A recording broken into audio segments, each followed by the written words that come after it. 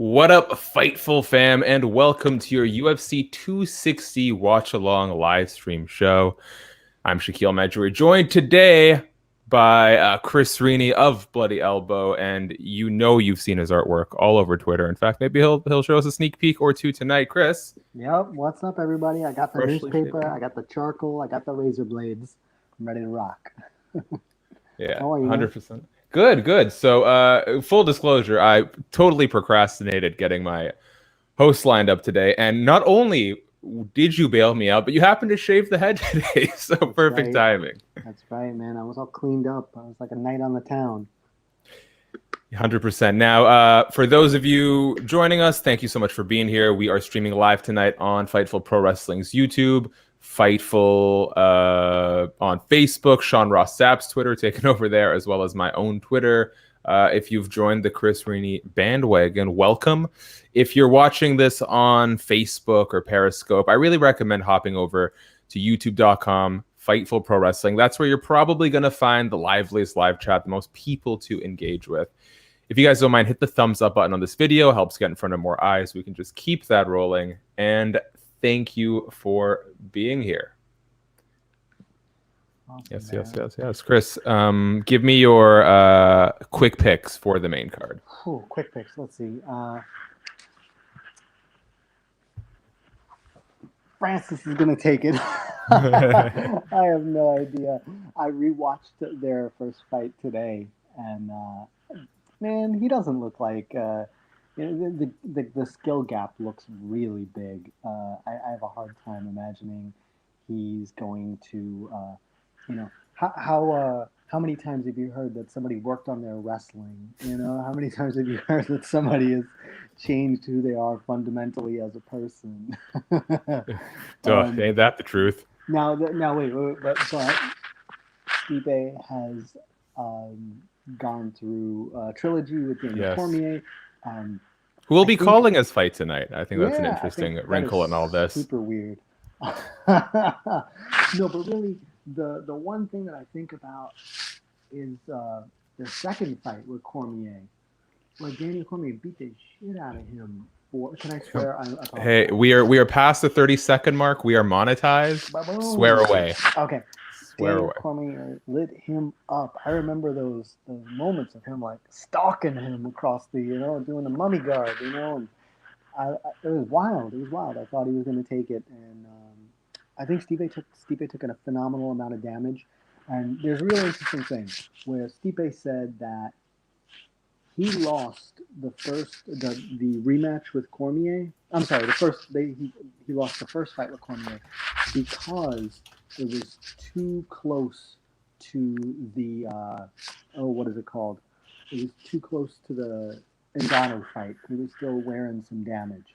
And if you think about him being an older guy, if you think about him having gone through 3 fights with Daniel Cormier, it's possible that this is just going to happen. That this is just the deck is stacked against him. So I wanna piggyback on that because you're getting to my thoughts exactly. But we do have someone wondering about when the fights start tonight. So main card 7 p.m. Pacific, 10 p.m. Eastern right now. So we're gonna start with Jamie Mullarkey versus Khama Worthy. It's hard to predict exactly when each fight happens, just depending on if it finishes, if it goes to a decision, how much ad space they need to eat up. But generally, the UFC sort of slots 30-minute intervals here. So you're going to have the opener starting very soon. And then at 7:30, it's Robertson versus Maverick. 8, Sean O'Malley. In Pacific time. 7:30, Robertson, Maverick. 8, Sean O'Malley, Thomas Almeida. 8:30, Woodley, Luque. And then at about midnight Eastern, 9 p.m. Pacific, we're going to get to the main event, Stipe versus Francis. And on that note, I'm not. I'm no technical analyst here. I'm not going to tell you guys the ins and outs of who's going to win certain, aspects of the fight game. But what I have to go off of is exactly what you said. Since that first fight, Stipe has fought 3 times since the first Ngannou fight. That was Daniel Cormier trilogy. He has absorbed 311 significant strikes in 5 fights. So the last time since Ngannou fought Miocic last, he's had 5 fights. He's absorbed 11. So we're talking about Stipe, a guy who's absorbed 11 times as much damage as well as is kind of getting up there in age. So you do worry that that's going to sort of wear on him. The smaller cage could benefit Ngannou because, you know, he doesn't have much to close the distance. At the same time, maybe Miocic can get into that wrestling range a lot easier. I just think that I have never picked against Stipe. The last time, ever since that fight against Junior Dos Santos, the first one, I've picked him every time to win. But it's got to end at some point, and I worry about his durability after getting beat up in that second Cormier fight, getting knocked out in the first one, and you know the third one was his best of the three, but it was still a tough fight. Oh yeah, agreed. It is a very Father Time remains undefeated kind of thing that creeps up into your bones. Anytime an elite fighter crosses a certain threshold, I know people have basically been waiting for Frankie Edgar to get old for years, and I think we're going to look back and be like, okay, it was the Ortega fight. That was the time, you know, when you could see that his chin could be touched in a way that it never was before. And I don't know about Stipe. He's it could be the day, it could not be the day. You know, and I guess if I had to guess, it's that his age and the wear and the miles are going to matter more than what Ngannou does. Is that fair? You know, that's it. You know. Ngannou is a kind of a known quantity. I don't believe he's gonna come in with a, you know, takedown defense. That's it. That's the best. You know, that's the most I expect. You know, like, all right, I have like some rudiments of, you know, oh man, not sitting in side control and putting both hands up in the air. None of that. Yeah, it's gonna be insane.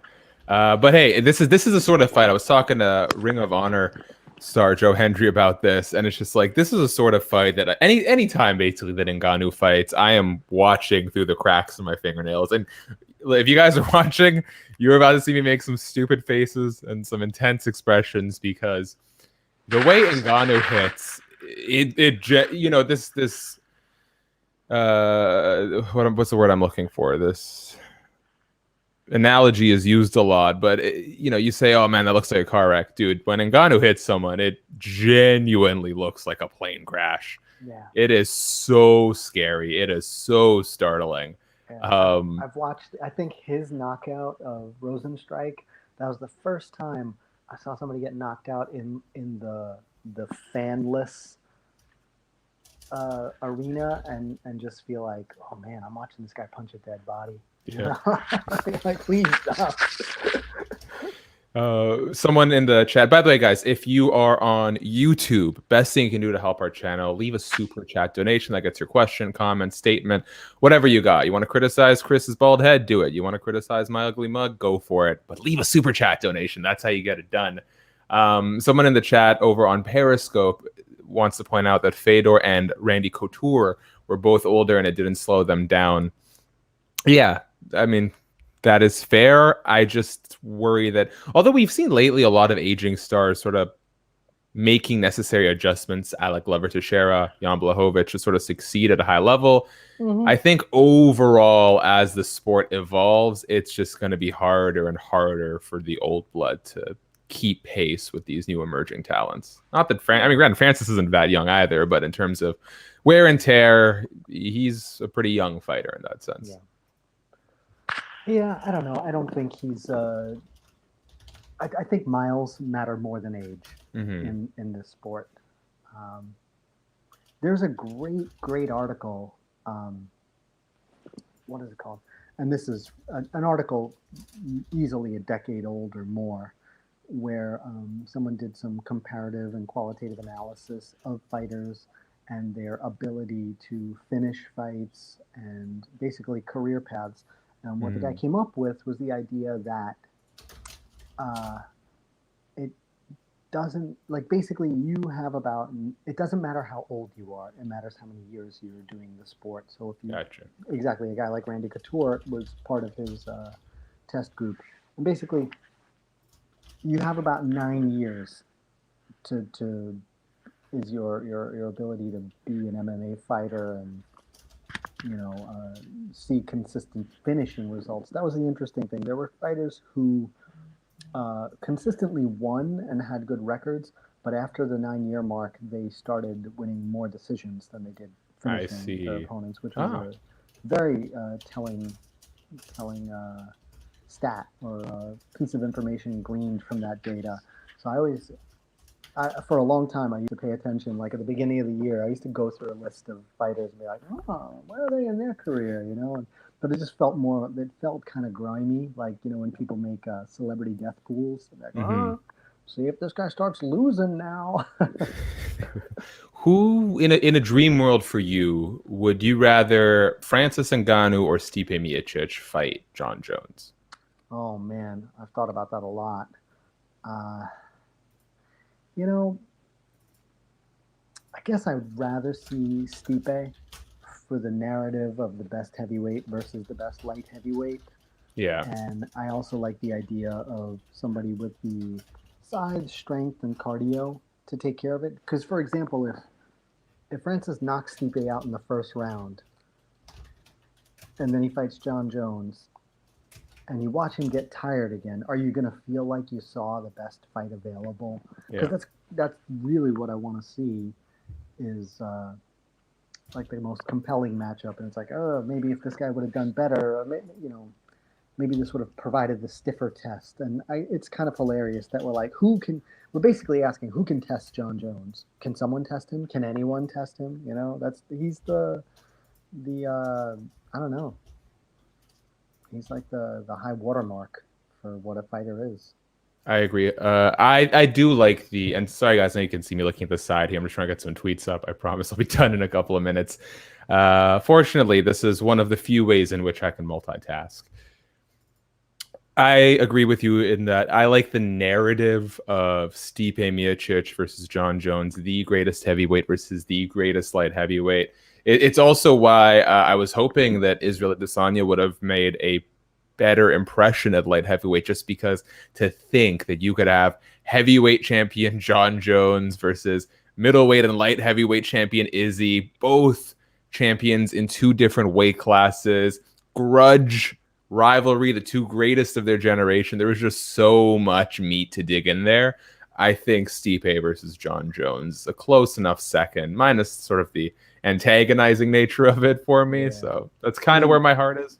Yeah, that would have been gold for me, for my job. For anybody who doesn't know, I, along with my proper artwork, publishing the book, The Fine Art of Violence, I also draw MMA editorial cartoons. The cartoon series is called MMA Squared, and it's at Bloody Elbow. Thanks for letting me do the plug.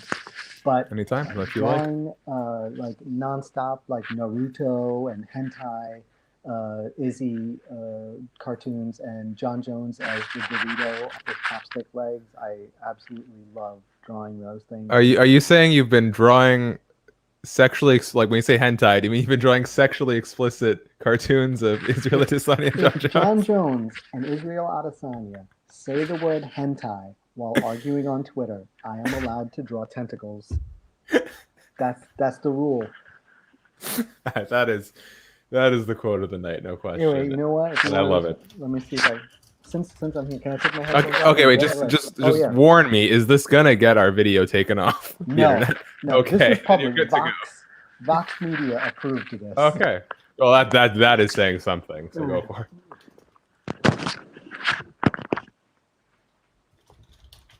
All right, guys. If you're into tentacle porn, this is your lucky day because Chris has something special for all of you. In the meantime, if you want to go check out my Twitter, I got some really good quotes from Khama Worthy, who's fighting right now against Jamie Malarkey, saying he would knock Michael Chandler's effing head off, how Michael Chandler got knocked out by Patricio Pitbull, who's the size of Khama's kid, as well as a really refreshing take from Khama that I'm actually going to read when Chris gets back about how he prioritizes the money over the legacy of being a champion.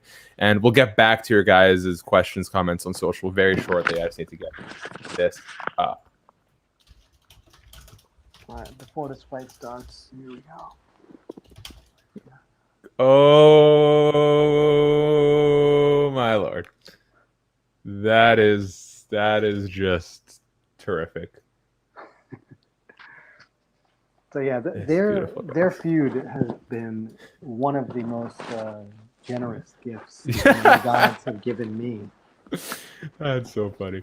All right, Chris, I need like 10 seconds. So if you can please give me your quick picks for this fight we got right now, Worthy Malarkey, and I will be done in a moment.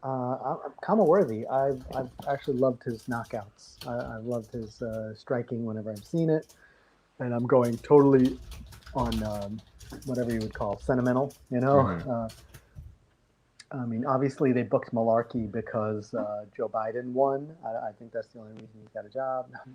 Just joking, Mr. Malarkey.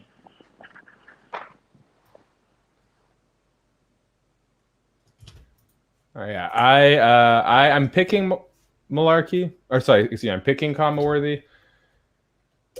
Full disclosure, I did wager on Mullarkey, but that is only because my money is tied up in one of these betting sites, and I just go off other people's guides and put no personal stake in it, just my money. So I won't be mad either way, but I really like Khama Worthy, really nice guy. I talked to him on several occasions. Definitely my sentimental pick in this one. Very nice. All right.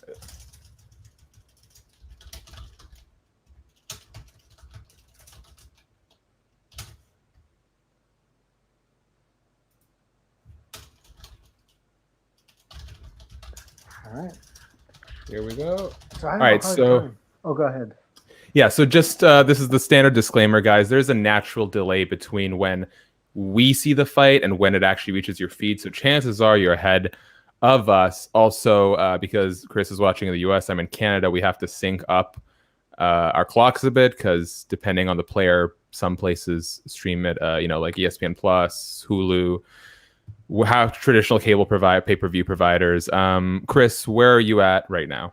I'm in Queens, New York City. And where are you at in the fight? Oh, 420. All right, perfect. Okay, do me a favor. I'm a little bit behind you when you get to... Oh, no. Did I just miss a knockout? Don't say a word. Don't say a word. I'm about to see it. I'm about to see it. I'm about to see it. I'm about to see it. Come on. Oh, that was unexpected. Yeah, man. Holy. So, well, we're gonna get to work. On the plus side, financially, I did pick Malarkey. The downside is I picked by decision. So there goes that money. That is what it is. Wow, who saw that one coming? Not me. All right, we'll make sure we find another time to sync things up. But that was quick. People are asking what time they fight. Depends who you mean. UFC 260's main card has started. Jamie Mullarkey just KO'd Khama Worthy in round 1. The main event will start approximately midnight Eastern, 9 p.m. Pacific. Now, let me tell you, man, I do not enjoy these late nights. Yeah. Fortunately, I'm drinking coffee right now. I appreciate you doing what you got to do to be here with me. Yeah, that's life. Okay. Wow, I had all these quotes from Khama and stuff I wanted to read, and now I just feel like it's all for naught. Ain't it?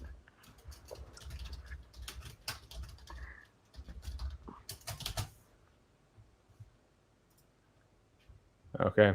First round KO for Khama Worthy, and the only guy who gets a pass on the super chat donations is, of course, our wonderful staff writer, Colby, who says, these quick knockouts are so beautiful for me. He is doing our live write-ups, our play-by-plays for this. So easy night on the job for him thus far in the main card.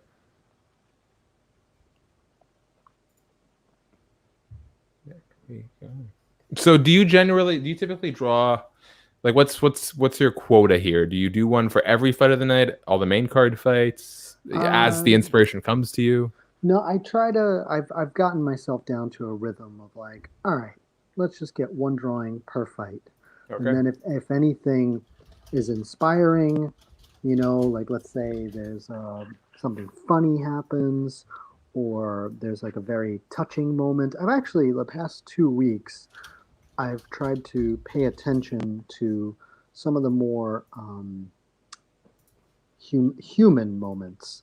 There was a really good one, if you look on my Twitter thread, at Rainey MMA, where it's a ref with two fighters. And it was a really touching moment where Mike Beltran was comforting Gavin Tucker. Oh, He wow. got that 7-second knockout. You know, that was awful. You know, awful for a young man who's still young in the game and a lot of potential. You know, and who looked great in his last fight, that sort of thing. Like, man, I really felt for the kid. He looked like traumatized. And I thought about like how refs, man, they see it all. I know we mostly just bag on them for their mistakes, This is true. but it was a really touching moment where this ref just like he's holding the wrist of each fighter, and you expect these guys to just like be impassive, and you could see, man, he's like traumatized. He can't believe what just happened, and there's a very good chance he doesn't even know what happened. He's just got told that he lost. You know, he thinks the fight's about to start. Anyway, I watched Beltran like let go of his wrist and pat him on the back, and I thought that was really like the kind of reality check that is more necessary than we realize. I think it's a nice touch, and you do like to see a bit of humanity, especially being on the media end of this. You see, there's our former Bloody Elbows Nick Baldwin making his way onto the. He's a mainstay at this point of these. I know, I love broadcast it. It's such tweets. a riot. You know, can I tell you a funny story? Please. I was a guest at a Bellator show, I guess you could call it, for Middle Easy. And I sat cage side and I drew the fights for them. And they put somebody was like in press row was behind me, and they're like, "Oh, yo, check it out, it's Chris Rainey drawing," and they snapped a picture of me drawing and then put it on Instagram. And Bellator saw the picture and they put it on the big screen of Madison Square Garden. Oh, wow. Like, oh man, I'm in Madison Square Garden drawing. Like my picture, my name is up there. Like it matters. It was amazing. Yeah. And then I was like, oh man, that's a slick piece of PR trickery by Bellator to make me feel special. And so then whenever I see people's tweets up on the screen at these UFC events, I'm like, that'll improve your relationship with a reporter or a journalist, probably. And I don't mean that in a negative way or to the journalist at all. Just you can say mean things about Nick here. It's sort of the whole appeal of Fightful MMA. I know, right? One thing. So I always think about that whenever I see the journalists up there. I'm like, I wonder how that makes them feel. Does it make them feel good? Because I don't. Actually, one of the guys who they regularly put up there was sitting next to me at Bellator, and actually it was a great conversation. Real nice guy. His name is Scott Fontana. Yes, New York Post's Scott Fontana. Yeah. Back then, he was just a Jersey guy. So I will show you. So this is what I just did right now. This is Malarkey diving onto that collapsed Khama worthy. That's what I did while we were chatting just now. That is remarkable that you're able to I for example, I can't write and talk at the same time. It's pretty impressive that you're able to do this. So how many years now have you been putting these pieces together on a week-to-week basis? I started in 2014 maybe or so. When Joanna Jędrzejczyk beat Carla Esparza for the title. I remember that's around the time that I started, and then I stopped for years. I didn't do it for years. Because I had a couple kids. I mean, when I had what's known as 2 under 2. And I just watched the fights on Sunday mornings. I could watch the prelims and maybe one fight from the main card, and I'd be dead. And I had to. I just die. So I just gave up, and I would just catch the fights the next day. And believe it or not, quarantine made it that I could draw the fights every single week because Gotcha. I can't go out at night. I can't take my kids out and go do activities and whatnot. So quarantine is really what made it a every single week thing. Yeah. But I All right. started in 2019. I started doing it regularly. Gotcha. Okay, I'm looking at the. I'm trying to get this main card up here. UFC 260. Next up, we have number 15 ranked Gillian Robertson versus Miranda Maverick. Do you think the hype's deserved on Miranda? Because just about everywhere I've seen, she is being picked to win this fight. Man, I have a hard time grasping certain divisions once we get outside the top 10, you know? Um, and I also think that too much pressure gets put on fighters before they've been established. I think that, you know, it's okay to lose. It's okay to lose a fight or two, and I'll take it. You know, I'll believe the hype. I'll believe the odds, but I don't have a I don't have a strong grasp. Like I really I apply all of my brain power to like understanding like the top five of every division. Yeah. You know, and then like I look at a lot that's 6 through 10 of who's like threatening. Like you know who's the most interesting fighter to me is the people who are just outside the top five that everyone is like afraid to fight because they're too good. I know there was a time in around like 2019 where like James Vick, Dan Hooker, and Paul Felder were just like, isn't that wild? Just like, just like, just like nipping at the heels of everyone in the top five, and you couldn't see them fight them. So that's kind of like where that's the part of the fight game that I really enjoy thinking about. Yeah, it's man, the biggest mistake of my life was agreeing to be one of those media rankings panelists for Bellator because we had to get our inaugural bookings, and you know, granted, once you're going week to week, especially with Bellator where they don't have a ton of ranked I mean, they're gonna have a top 10 each division now, but you know, they have a lot of prelims fights. So for the most part, when you're watching a card afterwards, you're only going to have to go through and make like a couple adjustments to your rankings. But putting together that initial top 10 for basically every single division plus a pound for pound, bruh, was that an exhausting process? Because you want to try to do it. You want to do it some justice. And I don't know if at any point someone would be like, hey, you did a terrible job on this. We're not going to tell you what to do, but this isn't it. I don't think I'm ever going to get that feedback, but you know, you want to. It's nice because you know it's like 14 other panelists that can sort of balance out the mistakes you make, but it was still a pretty labor-intensive task trying to piece that together. That's brutal. Listen, I know a lot about that. I'll show you. This is like the amount of work I do when I make my book is brutal. I have to do everything by hand first. I can't type. I can't work on a spreadsheet or anything. Here, wait. Let me grab something. Yeah, please.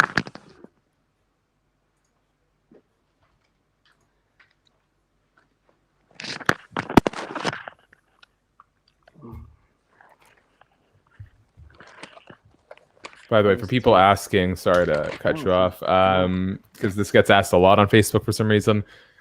Apparently, we're Google. The fights have started. We are settling into the second fight of the night, Gillian Robertson versus Miranda Maverick. And Miocic and Ngannou will start around midnight Eastern.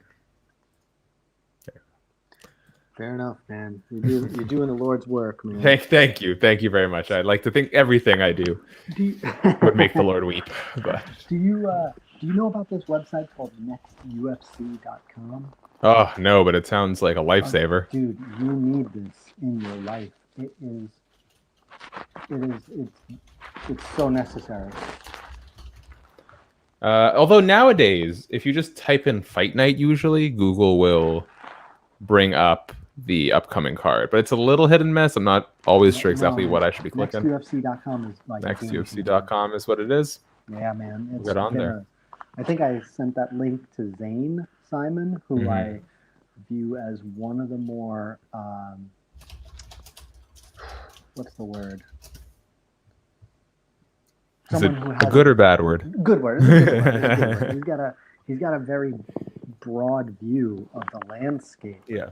And I'm like, oh, you found this useful? Then it is. There we go. Anyway, look, these are the kind of notes I have to keep. I'm like, oh God, this is a nightmare. Oh man. How many pictures do I have? How many of them are digital? How many are charcoal? Is there a guest artist? Is it ink? Is there an essay? Oh God, it's just. And then for every division, featherweight, lightweight, welterweight. I get so stressed out looking at that because I have like the worst penmanship. I'm a Google Calendar kind of guy and a spreadsheet guy through and through. That's funny. No, it's like all that stuff becomes the same to me. Yeah. And it becomes like meaningless, So I have to draw everything by hand. That's how I lay out my book. Ah, very cool. These are like the photographer takes pictures of everything. It's got a file number, and I'm like, all right, I'll just put the file number here. And then I just take a picture with my phone and I send it to my graphic designer. Where's Heel Reedy? I haven't seen him on Twitter much since last hour. Right, I haven't done that in a while. I should. I've thought about it. I see that guy Kairos does something kind of like that, like the very in your face reactions and whatnot. Yes. Yeah. Kairos is throwing words at you at like Twista Eminem speed, Tech 9 speed. Yeah. Hard to keep with. Okay, we should start syncing back up again. Okay. Where are you at? Buffer is announcing Gillian Robertson right now. Okay, so yeah, I'm on Miranda Maverick. So maybe just do me a favor when you hit the pause button. Actually, as soon as the tail of the tape starts, hit the pause button. The second you see that graphic, okay. I'll let you know. All right, she's pointing at her mouthpiece. That's always a weird one. Like, all right, wait. No, there's no tail of the tape. Oh, Jason Herzog has walked up. I'm pausing it right now. Wait, okay, I got a ring girl with a round one over. Okay, I'm pausing it right there. All right, I will let you know when I'm there.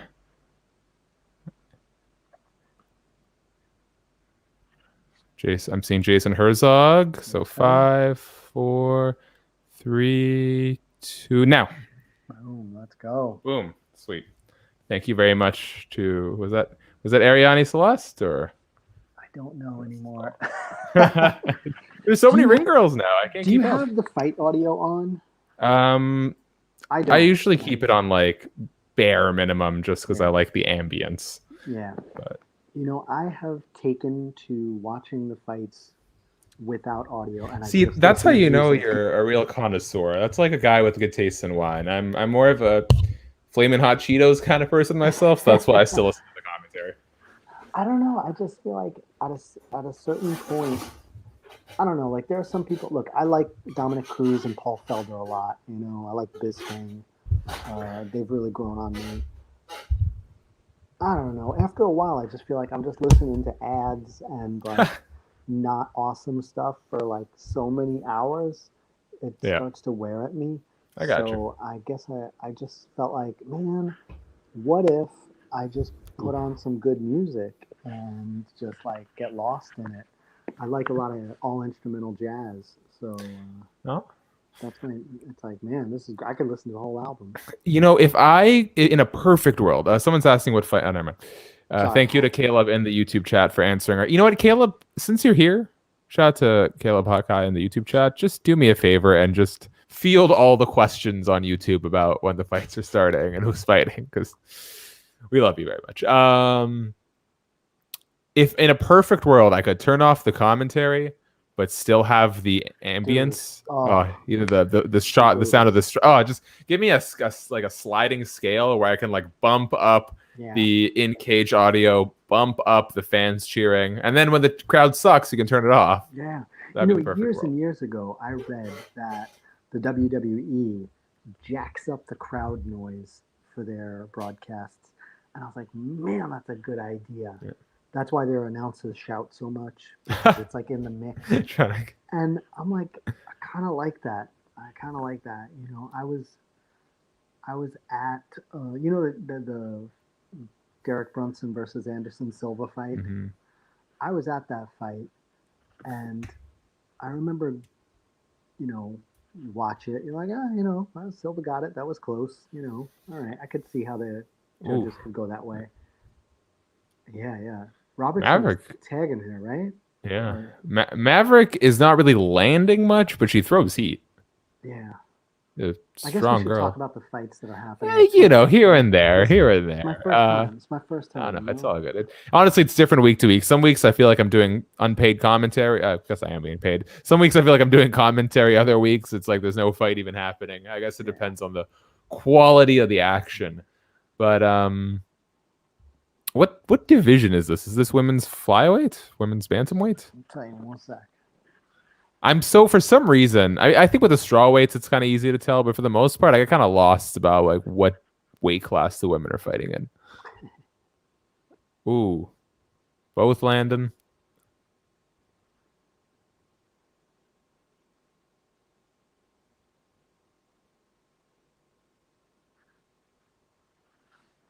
Oh, nice takedown. Nice catching the kick.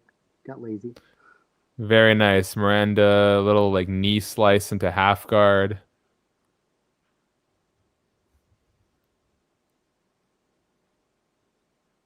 I'm still looking up what weight class these guys are weight fighting at? class this is, yeah. It is flyweight. Thank you to our staff writer Colby for doing us that solid, as well as Rafael Espada. Guys, if you haven't already, please go to youtube.com/FightfulMMA. That's where you're going to get all of my content. We got a bunch of fun stuff out. UFC fighters reacting to Tyron Woodley and Mike Perry rapping. Uriah Faber reacting to the best and worst haircuts in MMA. A lot of just, light alternative stuff to get you through a world in a crisis. Yeah.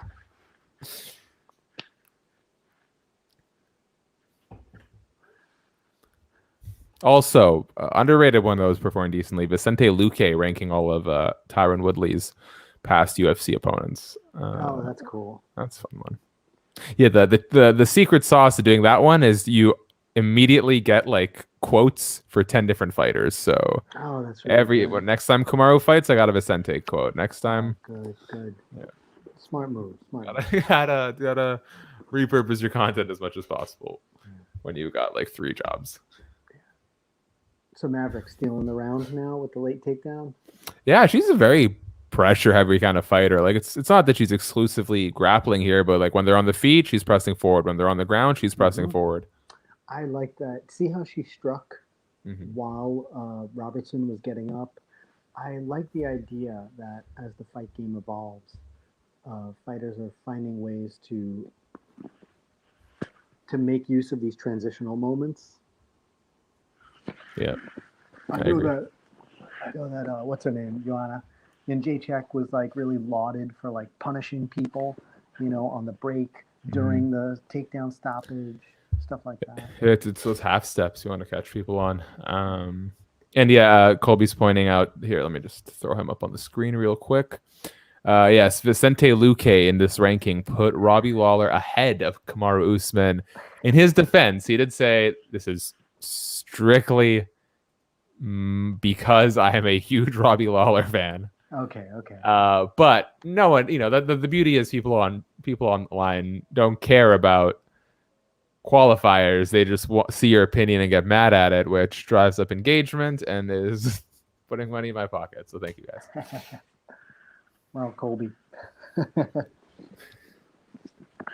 Kudos to you. You made it. You made it on screen. I'll give you props for that. Here we are, round 2. So have you followed this idea that the metagame of MMA has evolved to a volume striking sport now? Huh.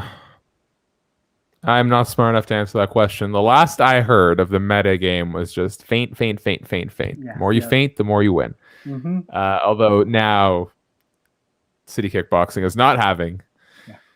the most You know- success with that. Volkanovski could have kept that streak going, or at least that narrative going. Yeah. And even then, I mean, it's the second Holloway fight was a tad controversial in the decision. Gillian Robertson ducking under a punch, getting the back, taking things to the floor. Very nice. That was the sort of takedown where you're just like, I am so desperate to take this. I am just forcing you down with all of my body weight. Mm-hmm. It doesn't have to be the prettiest. I don't have to land in the most optimal position. Let's just change the pace of this fight. Yeah, man. Yeah, she wants the momentum back, and she's doing it. Oh, she's in a con half guard, though. Oh, bad idea. Miranda goes for a guillotine, even though she's in half guard. Now you have Gillian hunting the arm triangle choke. Yeah, yeah. But everyone is safe. I just did an interview with Jordan Newmark for another site recently, and I talked about how I had to learn to grapple to actually understand. Like drawing. Yeah. Like the visuals of striking make a lot of sense. Like you can read articles about it and learn and recognize things. And grappling is it's like learning a different language. It's so nuanced, and not to say there's not nuances. And Gillian Robertson going for the rear naked, but she's high on it. Yeah, but she could. It's not that there aren't nuances to striking. There are. It's just No. I don't know if it's that naturally we just have a better understanding of striking to begin with. We have like a better base for it, or I think a lot of it too is just the closeness of grappling. So much of it is in stuff that you can't actually see. It's leverage. It's where someone is placing their chest compared to someone else's chest. It's the way their legs are intertwined. Like there's so many things that you can't really see until you felt. When I have the pleasure of training with my coach, he probably weighs around the same as me, but the first time he got side control on me, I thought he had a metal plate in his chest. Yeah, exactly. The ability to create leverage was so insane. Like I could hardly breathe. And, I hadn't felt like that unless I was training with one of the 230 pounders. There's just a lot you can't really explain without showing, right? Yeah, it's 100% true. I also think on a basic level, like if you watch anything like an action movie, you're going to watch people punching and kicking each other. Like it's in our brain, like the visual vocabulary, and striking is like,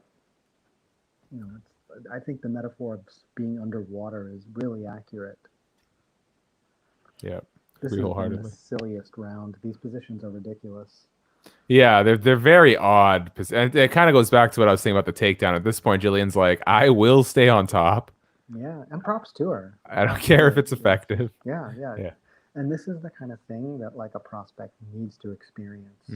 They need to be made really uncomfortable. Like these punches she's throwing over her shoulder, that's the kind of stuff you see. Now Gillian's starting to sink in the rear naked. Like you said, Miranda was busy with the punches, almost gave up her neck, but to her credit, good job, tuck the chin. Yep. Yeah, I think this is the kind of experience that prospects really need to have, where they get. It's not always about like getting beat up so much as it is having the fight taken away from you, having the momentum. She's up, she's throwing, she looks great again. And full credit to her, she's a go-getter. Like as soon as she got back up on the feet, immediately going on the offense. So I like that she doesn't appear to be the type to settle. She knows that she's probably lost that round and she's going to do what she can to take it back.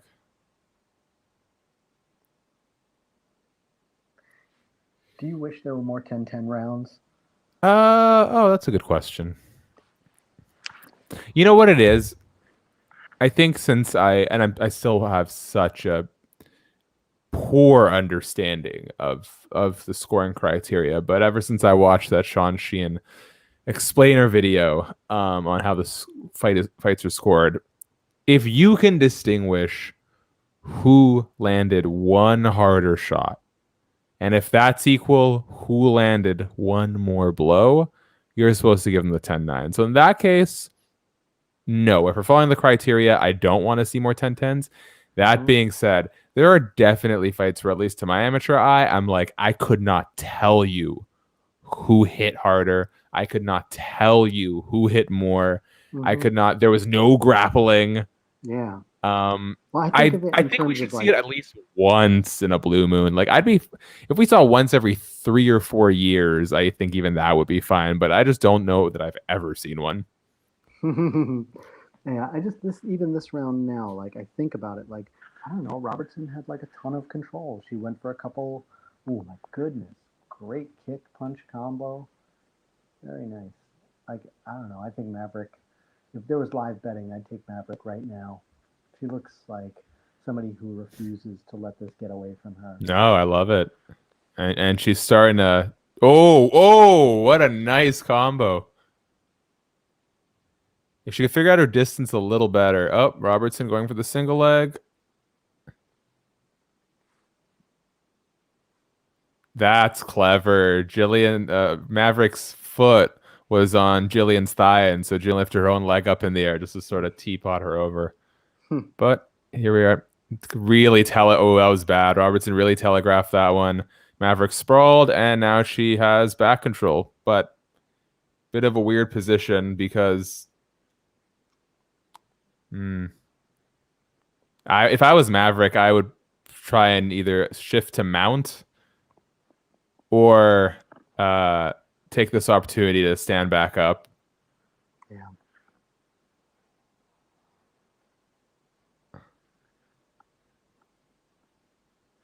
And there we go. She's doing exactly what she should. Nice. Very nice. Look at you. Nice. That was so nice. She started losing position, and so she takes a little elbow. It's exactly what you said earlier. She's making Gillian pay on these half steps. Anytime there's a break or a change in position, she's doing something on it. Oh, and she's landing a bunch of hammer fists to Gillian's ear. She is doing to Gillian's head what Francis Ngannou is doing to that tire in the lower right corner.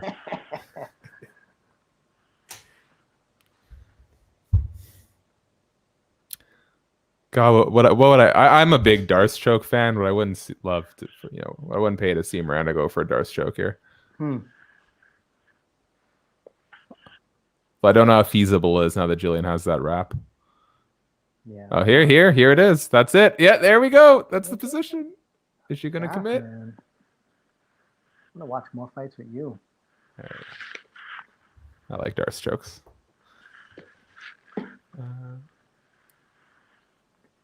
Hey, knowing my luck, I'm going to be hostless every week. So please, anytime you'd like, I am here. Fair enough. Also, this isn't. I've actually found this show to be the most fun when there's 3 people. So going forward, that's gonna kind of be the goal. Okay. It helps with the pacing. Like you don't. Right now, it always feels like I need to be talking or you need to be talking. Yeah.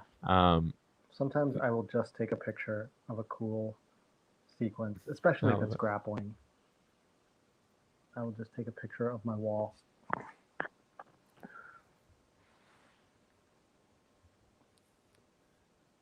Guys, hit us up in the chat. Let us know what you're thinking. Who do you think's got this right now?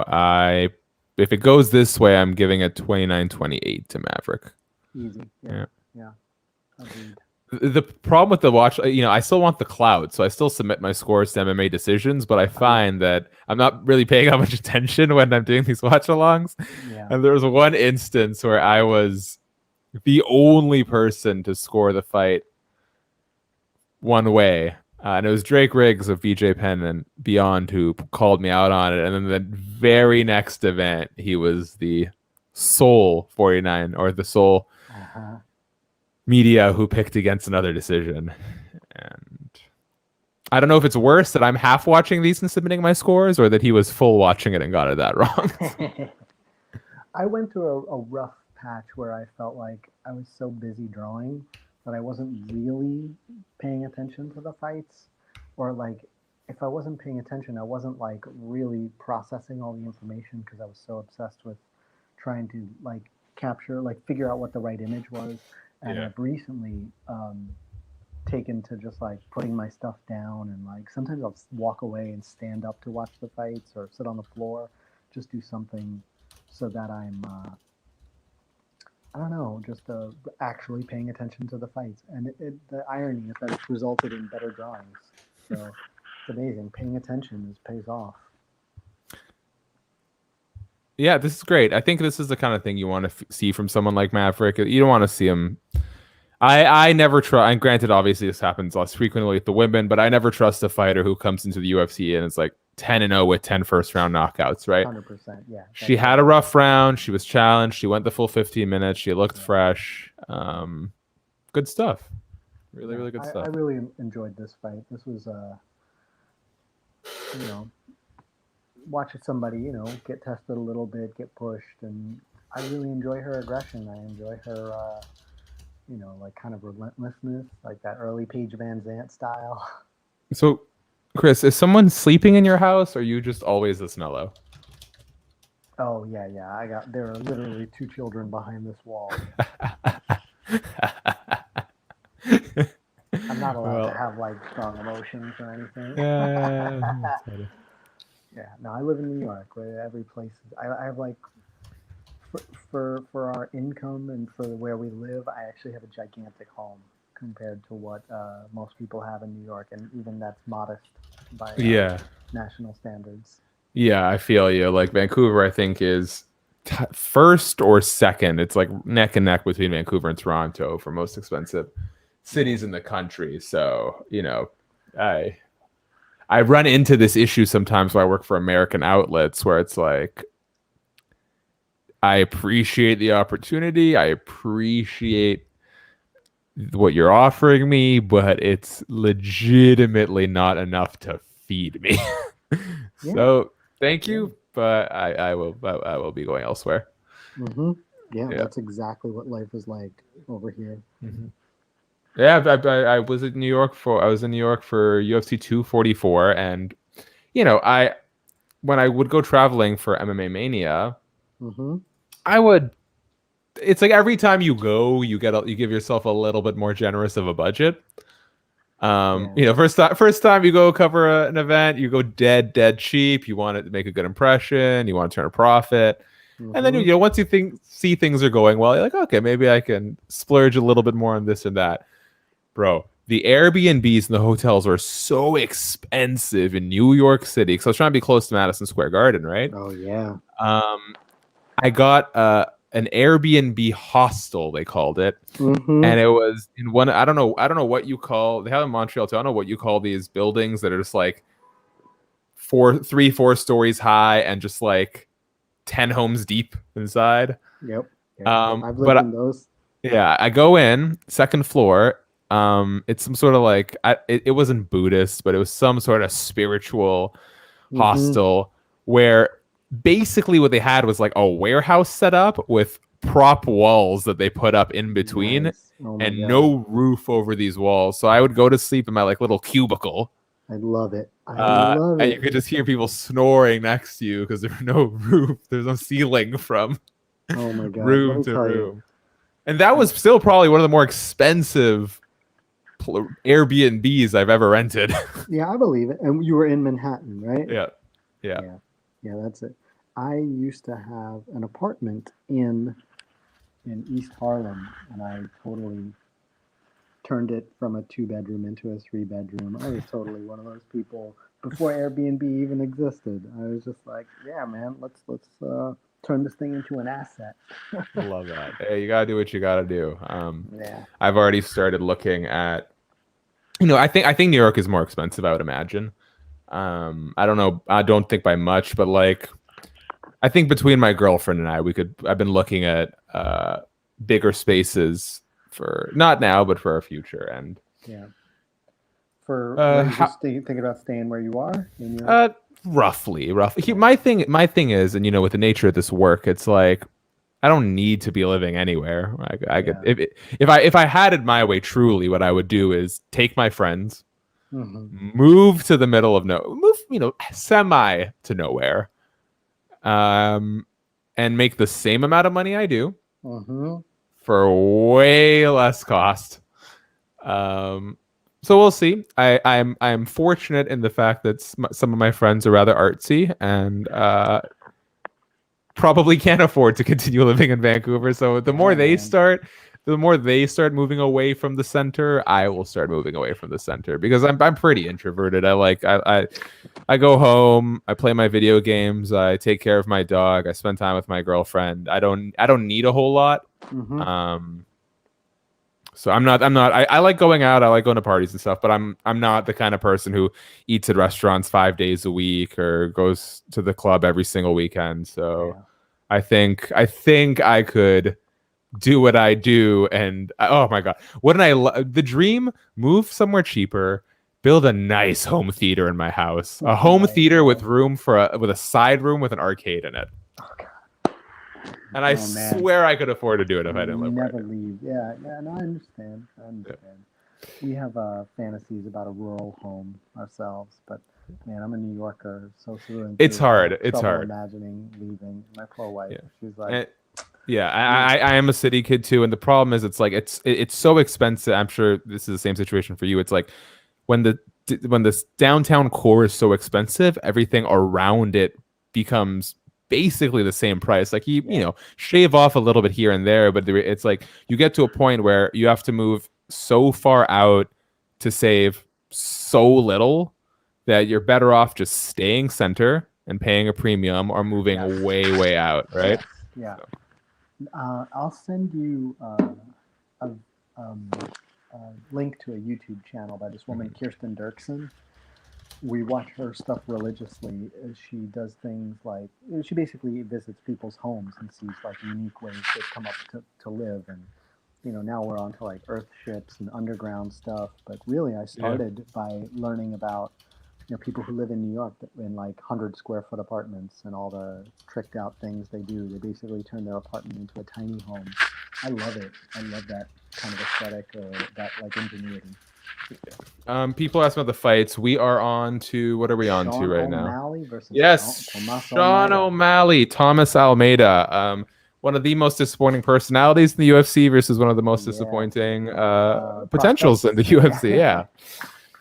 Be interesting to see how it goes, guys. We'll get back to the fight talk soon, but actually people are seemingly very engaged, and I think probably, especially with the situation right now globally, I think people understand what it's like to really have to penny pinch and budget here. We got people saying they live in towns of 200 people. Wow, I could not live in a town with 200 people, and let me tell you why. It's not the lack of amenities, it's something like that. I really don't like people in my business. And from everything I've heard, when you live in a very small community, a very insulated community, everyone knows where you are. You have no privacy because everyone if they don't know you, they know someone who knows you. And so you really can't get away with doing anything without having people talking about it. Plus, people are just bored. So they have nothing better to do. Right. That is a pretty serious reality. One of the reasons I love New York is because I love the anonymity that comes with 8 million people and also the density here. That's another thing. Like you're literally right on top of each other. Although with the internet and stuff, it's a hard one. That's a harder one. So here is Sean Ross Sapp, my wonderful, prestigious boss, who says, I live in a town of 200 people. I'm one of 3 people in the history of our town with a Wikipedia page, on the town's Wikipedia page, excuse me. I fucking hate it. Yeah, this is... Oh, man, I feel for you, man. Yeah, I'll pay any amount to not have people know what I'm up to. True that. So Thomas Almeida, he kind of went off the rails when he got knocked out by Cody Garbrandt, right? He's never been the same. Or at least his hype train. Yeah, let's talk about this one a little bit. Sure. First of all, quick reminder. Also, since this is exactly what I expected to hear. The other 2 people were an MLB All-Star and a con man televangelist. Of course, there's a con man televangelist living in the middle of nowhere, Kentucky. 200 people. I love it. Okay, quick reminder, folks. If you can, please leave us a super chat donation. If you're not, Sean Ross Sapp. That is how you get your question, comment, concerns read on the air. Thumbs up helps more people see this. And if you can, head over to youtube.com/FightfulMMA. That's where you get all of my content. Much appreciated. Much love. And Sean Ross Sapp will be making an appearance at some point in this stream.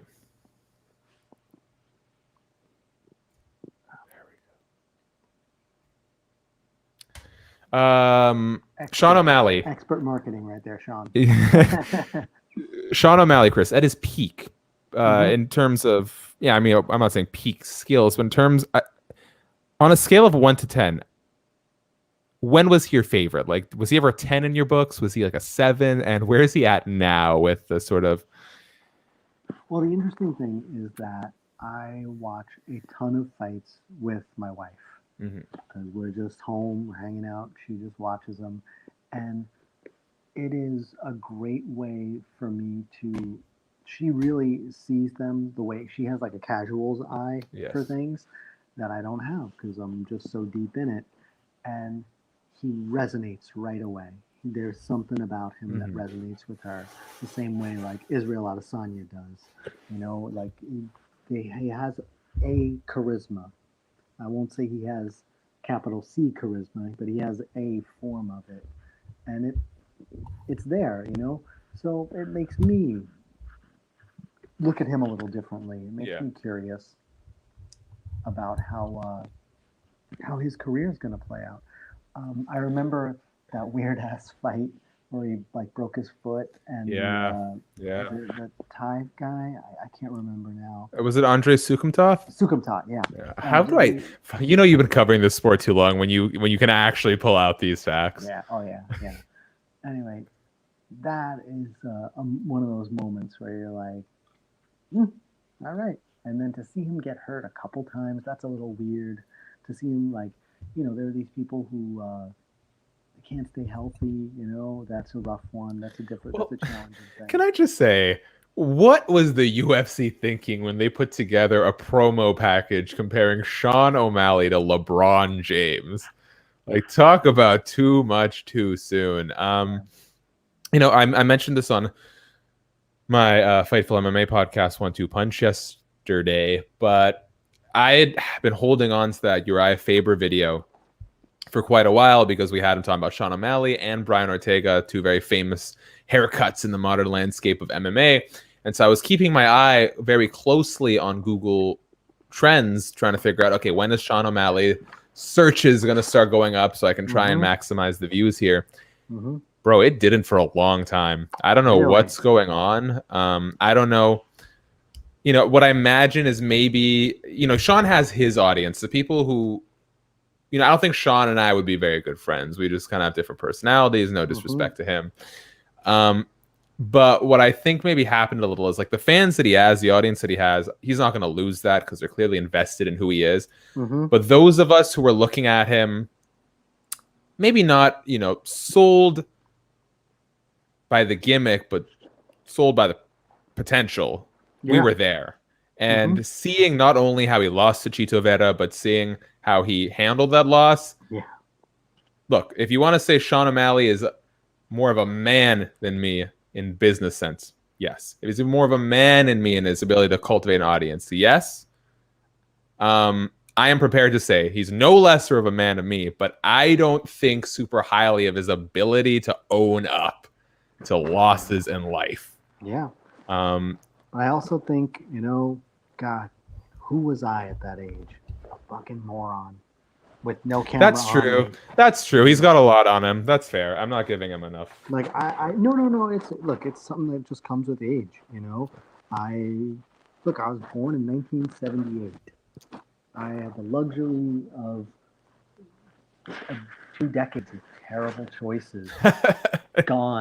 Gone, wiped from the earth. Only I have to deal with them and a couple close friends, you know? That's it. So, you know, this poor kid, my kids, all you, Shaq, you know, God knows what part of your life is forever now. Right. Don't. I specifically, I'm very, it's so funny. No, I can't even tell that story without. Right. I can't even tell that story without. Here, look, I'm having a little fun right here. myself here. A little Oh, very Sean. good. Yeah, Good to a little go. fun right there. This is one of those pieces you would have to if you're gonna color this at any point, you're gonna have to pull out the entire set. Yeah, but you bust out the Crayola. All right, Sean O'Malley, Thomas Almeida, Very get rolling. Exciting. Should be a great fight. Yeah. I'd be very hesitant if this goes 3 rounds. And I know we say that, and some people get hesitant, but these aren't the two guys that are going to get hesitant. Very nice. Now, here's the funny thing. I like his style. I love it. Yeah. His grappling is great, too. I watched him quintet. He was not only was he holding his own, he was one of the best on Team UFC that day. Oh, wonderful. Wonderful. Because that time he was injured, he had the leg injury, it was basically just a year straight of doing nothing but grappling. And he can absorb knowledge, man. Like, he's a very good fighter. Yeah, I think the UFC's television schedule does a disservice to people like O'Malley who could benefit from, nice leg kick. Yeah, from a certain kind of build, and instead they're like given a supercharged opportunity. Which is, yes. Yeah, well, that's the thing. Like, I think we criticize the UFC a lot for the way they handle promotion of fighters, but the reality is when you're going to have cards every single week, when are you going to have the time or the resources to produce enough content to give enough fighters a meaningful push, right? Yeah, so, exactly. When we see BT Sport do such phenomenal pieces, it's like, yeah, but they had like 4 months to do nothing but produce that one piece. Right, exactly. Although it's a shame. Yeah. Like, that's nice spinning. Yeah, nice. I really like the way this kid fights. At the end of the day, I try to limit how much I follow individual fighters. Like, if I know what you're like as a person, it's probably your fault. Guys, also let me know, because I know Chris has to be a little quiet here. StreamYard does automate the mic levels, but I can switch it to manual and crank it up. So because I have the luxury of screaming and he doesn't, let us know if you want him to. Yeah, look, there you go. There you go. Just as I brought that up. All right, guys, I'm going to crank him up a little bit. Please let me know if this is causing your ears to bleed. Okay. So, all right, people asking about the fight here. Okay, we'll get to the fight. It's been good so far. Granted, it's been 95% Sean O'Malley kicking Thomas Almeida's legs. Yeah. But nice, you know what? Almeida's trying to put some pressure on him because obviously O'Malley has a big advantage at distance. Yeah.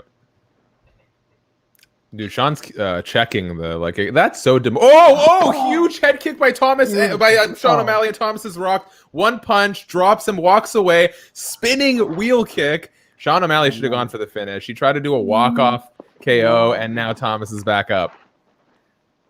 Overhand stings him. He's still got 2 minutes. He's got 2 minutes to go for his highlight. Nice spinning wheel kick again lands. Dude, Thomas is in trouble. Overhand right slipped. Sean O'Malley slips. Overhand right, clocks Thomas on the side of the head. And Thomas just back. Sean O'Malley does a little look away knee. Yeah. He tripped and I think he hurt his leg. I think he blew out his same ankle again. I think he blew out his ankle again. He switched. He tweaked his left ankle and immediately switched stances. Yeah. Oh, this sucks. And think about it. He would have had the finish if he had not tried to go for a walk-off KO. And now Thomas Almeida's kicking it. This is the stuff Sean's got to learn, right? He's throwing it again, though. So we'll see. Still, though, the reality is, did he really need the walk-off KO the walk-off KO and stuff is all well and good when, you're the guy who's on top of the world, but you're coming off of a really bad loss. No one's expecting anything more. No one's asking for anything more than for an impressive finish, and that would have been an impressive finish. Oh, man. It really would have, but I understand what he wants. I understand the brand that he's trying to show off, that he's trying to show he's on another level than everyone else. And that's what the walk-off KO is for, But these brands work when you're a winner. And nice head kick. He just kicked him with his broken ankle. Again. You know what? Props to this kid. Nice spinning kick. Dude, he throws those spinning wheel kicks so fast. Oh, Thomas Almeida moved in, landed a big right hand against the fence. Very nice. I don't know, man. He's back. He's back in it, you know. Yeah.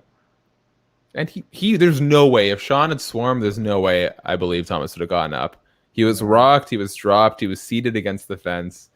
And here we are going to round. There's someone out there who put a prop bet on Sean O'Malley by round 1 KO who is pissed right now. Without a doubt. And so when I put some prop bets tonight, because I was trying to get away from doing a bunch of like parlays, because I was saying it's the guide that I used to use was all parlays, 2-3 fight parlays. So what happens is, one, we're in the middle of a pandemic, so things keep falling out and your parlays get ruined. And two, there's just been a ton of upsets this year. It's been a huge year for underdogs. So I switched to doing prop bets. So, you know, if O'Malley is a favorite, I'll do O'Malley by KO to get a slight underdog bet there. So you're a degenerate, is what you're saying. No, so what happened is I made the deposit like 2 years ago.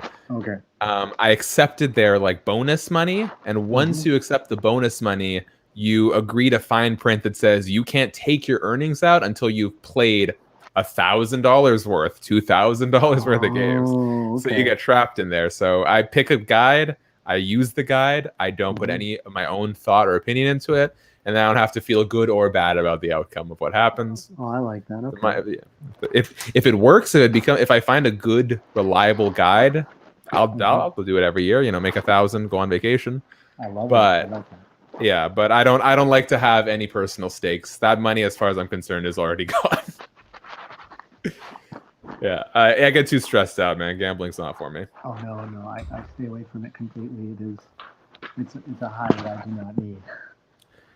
All right, so we're 30 seconds into round number 2. O'Malley's leg appears to be fine. Almeida appears to have recovered, and a nice low kick by Sean. It's weird. It's one of those things where O'Malley does seem to be a cut above Almeida. But now that O'Malley has given away the fight in a way, you know, by not finishing him off in the first round, I'm just gonna be like, it's like I'm sitting on a tightrope now, waiting for leg kick. See that? Yep. Waiting for like part of his body to implode and for Almeida to snatch, you know, victory from the jaws of defeat. Yeah. Now Thomas is the one landing all the low kicks. So O'Malley's so fast on the feet, though. Like his ability to dip in and out, move with his head, slip out of the range of punches. Like he's got a very good understanding of range. Yes, 100%. Oh, nice. Oh, yeah. O'Malley's landing a bunch of nice side kicks now to the sort of the shin and the knee. So a lot of your viewers, are some of them, are a significant number of them coming here for play-by-play instead of watching the actual fights? You know what? I think the ones on Periscope, it always seems like the guys on Facebook and Periscope kind of just stumble onto this because for whatever reason they aren't watching the fights, or they can't, or they don't know how to watch the fights. The YouTube audience, generally they're Fightful MMA or Fightful Pro Wrestling viewers, and you know, it's just a chance to kind of hang out, and especially during the global crisis that we're in, it's hard to gather with your friends to watch some fights, right? So tell me about it. We're here feeling a need. Also, you definitely got a ton of traffic from people on YouTube who are trying to illegally stream the fights and then end up on this thinking, oh, maybe these guys are showing it in the corner or something. Yeah. Oh, very nice. Oh, look, Almeida throwing his own spin and stuff. Very nice. So, you know, first round, O'Malley was just having his way, but it seems like, I'd say he's still winning the round, but Thomas appears to have warmed up. He's moving better. He's not getting hit quite as much. Yeah.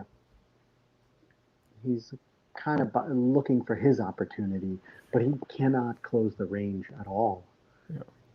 We got people on YouTube saying they got lonely. Well, hey, we are happy you guys could join us tonight. Otherwise, if I didn't have Chris, I would also just be sitting here alone. You know, 8 hours of sleep, 8 hours in this office, another 8 hours laying around the house. It's Hey, good that's to get a little that's bit a of human good life. connection. That's an all right life.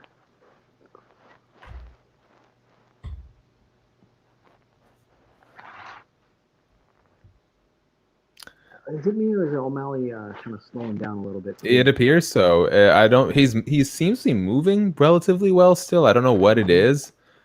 I don't know if he's trying to pace himself. I'm not sure what's happening, but the skill gap that was apparent in the first round is really closed. But we're not seeing Thomas land a whole lot more. He's been more effective with those leg kicks. So that's about it. Yeah.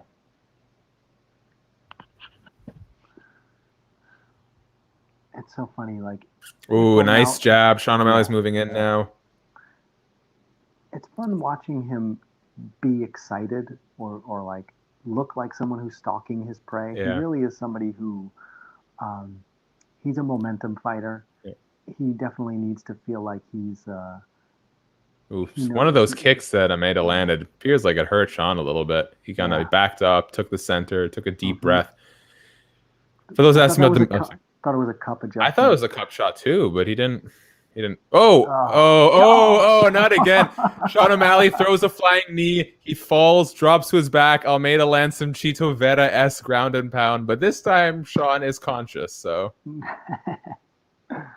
Oh, no.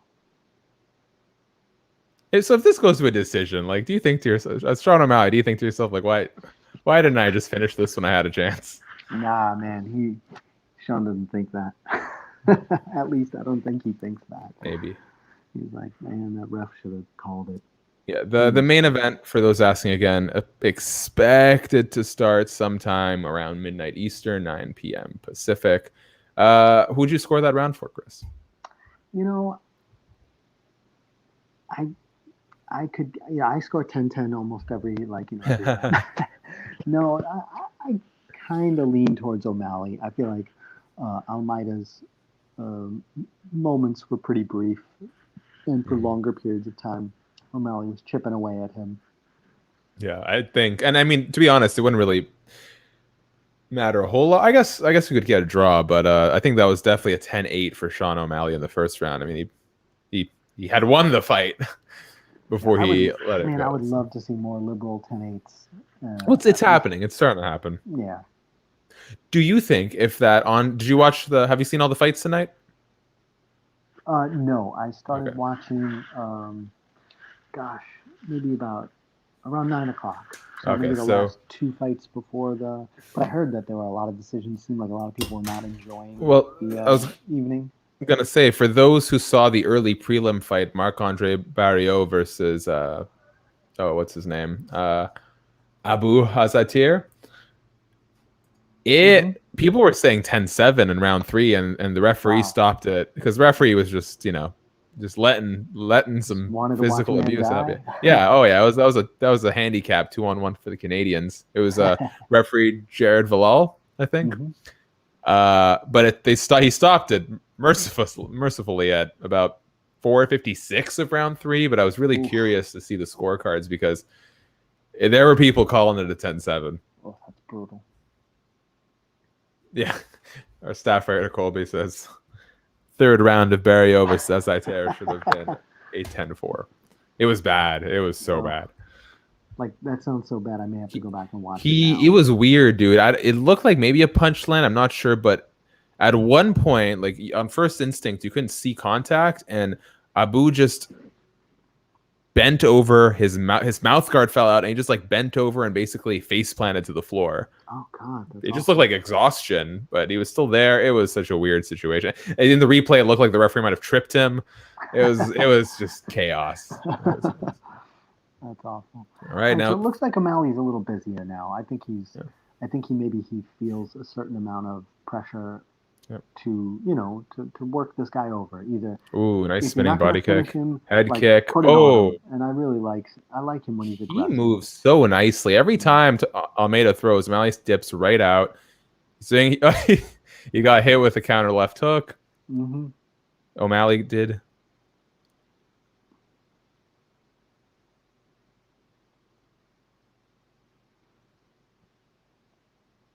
I enjoy watching guys like O'Malley with a frame like his. Oh yeah. I mean, I am a tall, skinny guy too, so maybe there's a little bit of that. But I like seeing that kind of thing, where guys are able to use their length for leverage as opposed to being really bulky and whatnot.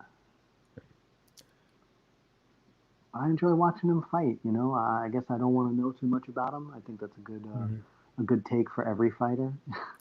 But yeah, the benefit of having this fight go to the third round is that we get to see more of Almeida, and he looks really good. More of O'Malley, and yeah, his significant strike percentage is at 50%. Very nice. Caleb in the chat says it looks like when you put the AI on easy in UFC 4. Almeida's doing all right.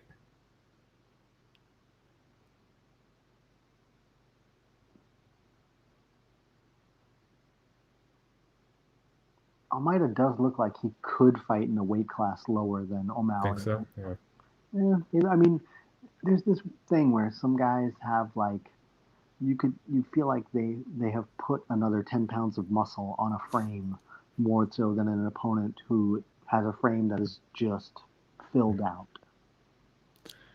Yeah, I think that's fair. I'd be curious. Oh, now Thomas Almeida going for a spinning back kick and slips. Sean O'Malley just doing little spins for no reason, having fun. Yeah. Do you think O'Malley gets the finish still, or I think he heard Almeida. Yeah. Ground and pound, and it's done. Oh, very nice. Wow, very he just nice. Chito very. He throws throws some hoops. Wow. I love it. Oh, that was great. It looked like he dropped Almeida. Almeida was going for a spin. It was kind of hard to see what was happening. And the next thing you know, Almeida's kind of rolling around on the floor. O'Malley steps in, throws a huge looping punch, and that was a heat seeker. It landed flush. Almeida was out. And I cashed on the finish. Thank you very much, Sean. Yeah, see, you can tell from the way O'Malley responds to his own finish that, okay. All right. Yeah, let's see what happened exactly. Yeah. Okay, we're looking at the replay now, trying to see exactly what the finishing sequence was. Man, O'Malley looks so sharp. Yeah.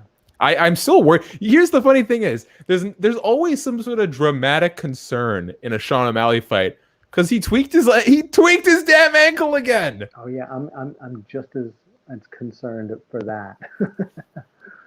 Like, what's going on? It was a very nice counter. Beautiful counter. Very nice counter left. A short left hand. Dropped Almeida. You called it, man. What a shot. That was like Grant Dawson last week. He completely shut him out with that. There we go. Well, and you know what? For me, that kind of erases the foolishness of round one. Yes. Yeah. Because he got the finish.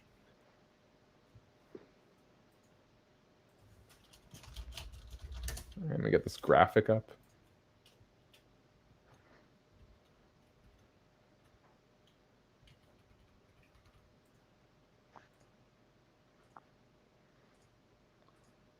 Try and get a little last strike down. Oh yes. And charcoal. I was gonna say, what's your still from this fight? Was it that closing shot? Oof. Yeah, I'm gonna do that just because it's. Do you ever find yourself starting the writing? Sorry. Do you ever find yourself starting a drawing and then something better comes around? You're like, ah. Yes. In fact, I've also started a drawing. And then been completely wrong. I've been like, ooh, this guy looks amazing. Oh, I would love to draw him. And I do that, and then he just gets totally smoked. I mean, that's happened more than once, and I just have to eat crow. What an incredible fight there. Sorry I got people in the chat saying they've lost money on this fight. I don't know how y'all do it. Against them. What the hell are you doing, bro? Maybe the underdog line was just too sad. It was just too tantalizing to pass by. You only need one of those to hit. Like I had I had Jamie Malarkey by unanimous decision. Had that cashed, that alone would have made up me losing 3 other fights. So Wow. Okay. Yeah.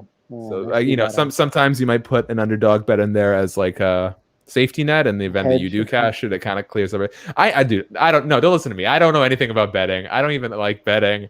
I just have no choice. I'm stuck.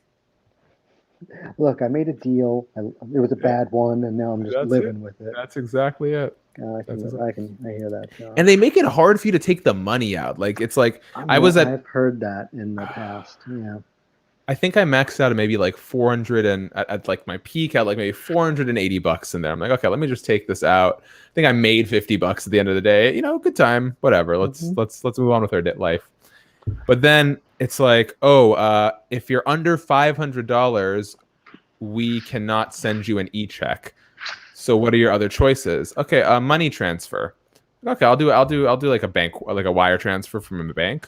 You click on it, it says only available in the US. Like, come on. Okay, what's my third option? It's like, oh, this one you only need $20.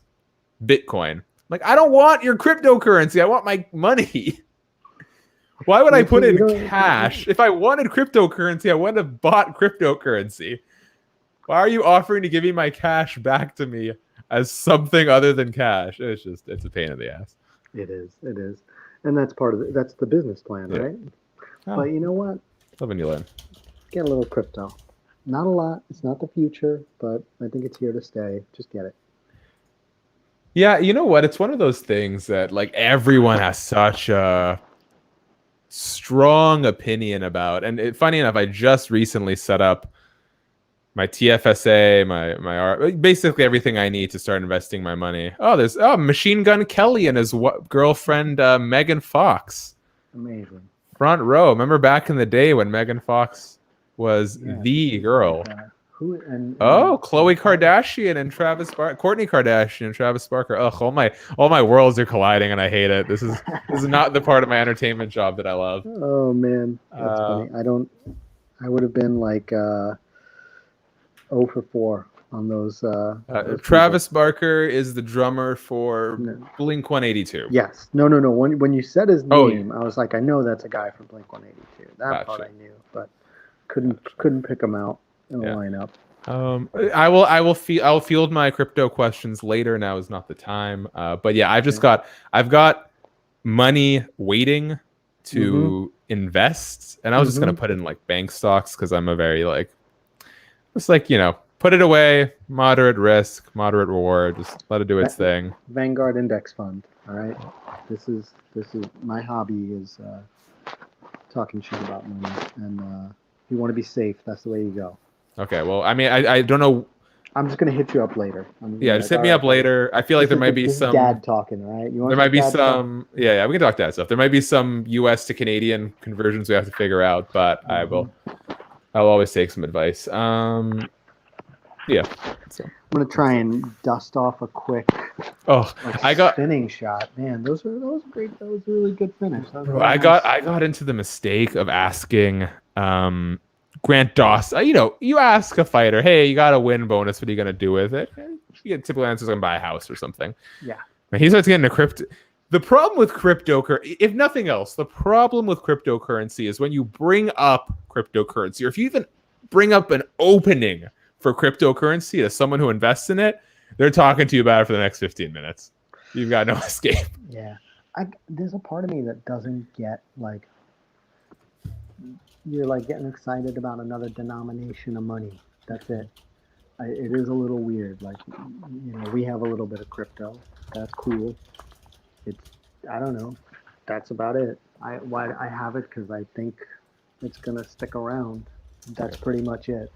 I can't imagine why you would need to keep talking about it. Now that's me provoking people in the chat. Yeah. Okay. Well, we can talk about this after this. I'm gonna have to go straight to post-fight stuff, but I'll hit you up some other time. Yeah. We'll figure all this out. I'll let you know what I've got to spend. We'll figure out where I should go. All right, guys. Okay, wait. I'm gonna make. I'm not gonna post it, but I will share the comments. Someone wrote, "How the hell a clown like MGK get Megan Fox is mystery, Simple, man. even after he got dissed by Eminem." Let me tell you, Eminem's not cool anymore. Eminem is not cool anymore, unfortunately. I will say the Eminem Machine Gun Kelly feud was one of the better rap rivalries in recent time. I think both men delivered. Yep. And it was pleasant. It was something we haven't had in quite a while. Mm-hmm. You see it from time to time, Drake, Meek Mill, but it was nice. It was nice. I think both men did well. I don't think people are very much Eminem murked Machine Gun Kelly. Oh, Machine Gun Kelly's was way better. I think both men performed ably. That's ultimately all it is at the end of the day. Is a little bit of competition.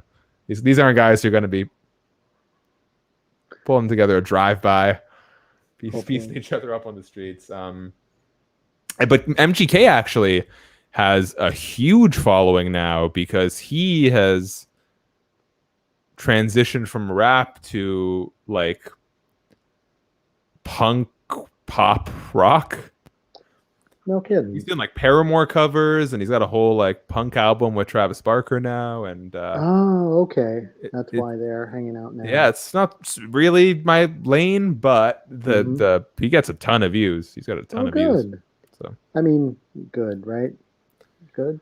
What did I talk to about? I talked to another musician about this, and like I will commend Machine Gun Kelly because to go from rap, a very very judgmental genre, and be willing to say like, oh, I'm gonna like, cry about things on a pop punk album. That's ballsy. That takes a lot of confidence to do, just because it's a mean industry. The crowd can be mean. The colleagues can be mean. Whenever you start branching out of hip hop, this like sad boy rap has kind of had a moment. Like, was it Little Xan, Little Peep, little people like all the littles, all the littles, all the little homies? They were really sad, like that's a whole genre. So sometimes my wife and I will watch YouTube, watch like whatever's popular now, when the things that come out of our mouths are basically just comedy. Like idiot old people shit, and you can't even help it. You just basically you have kids, you stop sleeping, and then you just get out of touch. It just happens. I am 25 years old. I already feel out of touch. No man, it's getting to get it's worse. I'm sure it's gonna get worse. It's so funny. Okay, we'll get into the fight in a second, guys. But I need to tell the story. My girlfriend's little cousin is like, I don't know, probably 16 now. And so if you're online, I'm sure some of the audience, considering the demo, was familiar with this thing. But now there's the Gen Z versus millennial beef happening. So I don't even know what's going on. Apparently skinny jeans are out of style. Mom jeans are back in. To me, it's all insane because the reality is it's all cyclical, right? So one generation condemns an older generation for doing something, yet the younger generation is doing something that generations 3 times older were doing. It's all nonsense. But my girlfriend, bless her soul, is not a confrontational person, and her 6-year-old cousin is crapping on her all the time, texting her things like, oh, you're old, you're not cool, you this, you that. And I'm like, just throw it right back in her face. She's trying to be cool, she's trying to be edgy, she thinks this is the way, this is the hip way to communicate. Like, just throw it right. I'm like, here, just give me your phone. I just started lighting up her little cousin over the phone, and she loved it. I think she loved it. She was engaging in it. I was like, I think the hippest you can be is to just let kids be kids. Yeah. Let them do their thing. I'm gonna be an embarrassment to my kids one day, and that's life. Oh, I've told my girlfriend, if we get married and we have kids, the day they start dating is the day I'm gonna start like slapping her butt in front of them. Like the day I learn that they're having sex is the day that they're gonna learn everything about my private life. Oh, that's hilarious. I'm not putting up with that. All right, Tyron Woodley walking to the cage, super super pissed off. He's actually listening to his own music in his headphones while his theme song is playing. 2 questions for you. First of all, last time Vicente Luque got this step up, he was outclassed by Stephen Wonderboy Thompson. I think he deserves this slot, but do you think it's too much too soon, considering the only people he's beaten since then are Nico Price and Randy Brown? No, I think Luque belongs at the top of the division. Like, this is his time. This is his opportunity. I think he is a cut above a lot of people, and he should just be there. I don't want to like say this in a demeaning way, but like he's like a gatekeeper of sorts, like keeping you honest. You know, like, do you deserve your spot amongst the elites of that division? And honestly, dude, Wonder Boy is better than almost everyone in that division. Yeah, agreed. I don't think losing to him means anything in terms of your ability to hang. You know, I think that guy could beat almost anyone in his weight class on any given day. So since you say that, let me point this out. I was talking to Vicente. We did that tier list. And, you know, we talked a little bit about the Woodley fight. And he said, you know, as far as I'm concerned, this is the best Woodley we're ever going to see. And he's like, you know, people thought Wonder Boy was done. And I was the guy who had to show everybody that he's not done. I'm not going to make that mistake again. And I'm like, Vicente's such a cool guy. Very friendly, very, you know, willing to laugh at himself. Actually, one of my all-time favorite cartoons that I did is of Vicente Luque. It was back when Henry Cejudo was saying that he wanted to fight a woman, and then Colby Covington was making Matt Hughes jokes during his post-fight speech, and I was like, man, these guys are headliners. And like Luque is like, I'm like, I speak 3 languages. I get nothing but finishes. Dude, Vicente does not get enough love. He is the total package. He's just nice, but he's still charismatic. He finishes people. I'm sorry to cut you off, but like, you really struck a chord there. Yeah, no, I feel like he's one of these people who, on paper, you're like, you guys should really put some effort into this dude. Yeah, guys, let us know how Chris's audio is. It sounds better on my end, but if you need me to turn it up even more, let me know. I can also just pick it up like that. And honestly, whatever you're comfortable with, just leave it be, because I can definitely turn mine up more. So I don't want you getting arthritis trying to keep your. That you see that behind me? That's why I have. That's why my arm is fucked up for life, because of stuff like that. Yeah, we'll have to show everyone after the fight. That's a big ass burned and engraved block of wood that I made. Insane. Does Tyron Woodley get cut if he loses here? Yes. Okay. Second question: win or lose? Because Woodley, according to Ariel Helwani, is on the last fight of his contract. Okay, what are the chances with a win that he chooses to sign elsewhere? I mean, 50-50. Yeah, I'd say 50-50. Yeah, he could. Him and Scott realign? Yeah. Okay, here we go, guys. Round 1, Tyron Woodley, Vicente Luque. What's your official prediction? Oh, Tyron immediately stepped in, missed the overhand right, and gets a big body lock. He's not tentative. Dude, he's strong. He's got Vicente Luque's arms like trapped up here with the double unders. My goodness. Luque's takedown defense held up, though, and now he's put Woodley against the fence.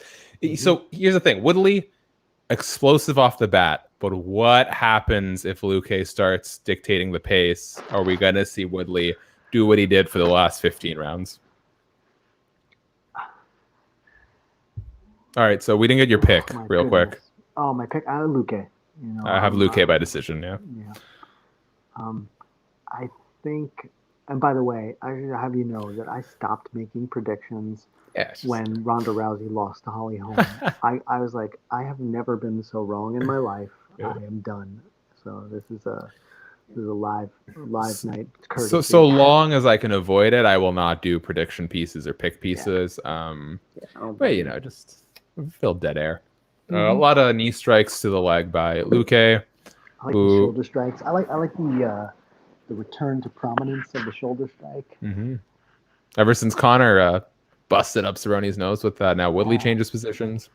And kind of landed some great ones on Poirier too. Ooh, Luque Okay, did a good. really nice Yeah, job yeah. unclipping the double under and Oh, slipping. look at. Big Oh my overhand right. Oh, God. Woodley's starting to land. Big overhand right. It was blocked by Vicente, but then he caught Luque down the middle. I gotta be honest. Goes for I just double want to see leg. Tyron throw. Dude, Go he's got ahead. power. Throw. Yeah. And you know what? Like, given that you've lost 15 straight rounds, go ahead, get tired. Who gives a shit? Agreed. Yeah, but it's a Very 3-round easy. fight. You don't Very have easy to. for me to say from my couch. Well, I've always been worried about Woodley's cardio just based on the fact that the dude carries so much muscle. Yeah, I don't know. I don't know what the. God. I can't tell anymore. I don't know who has good. Who has good what? I know. I don't pretend like I know what's going on. I'm just here to drink my gross 0-calorie ginger ale because it's all I could find in the fridge. Oh my God, that's rough. That's rough, man.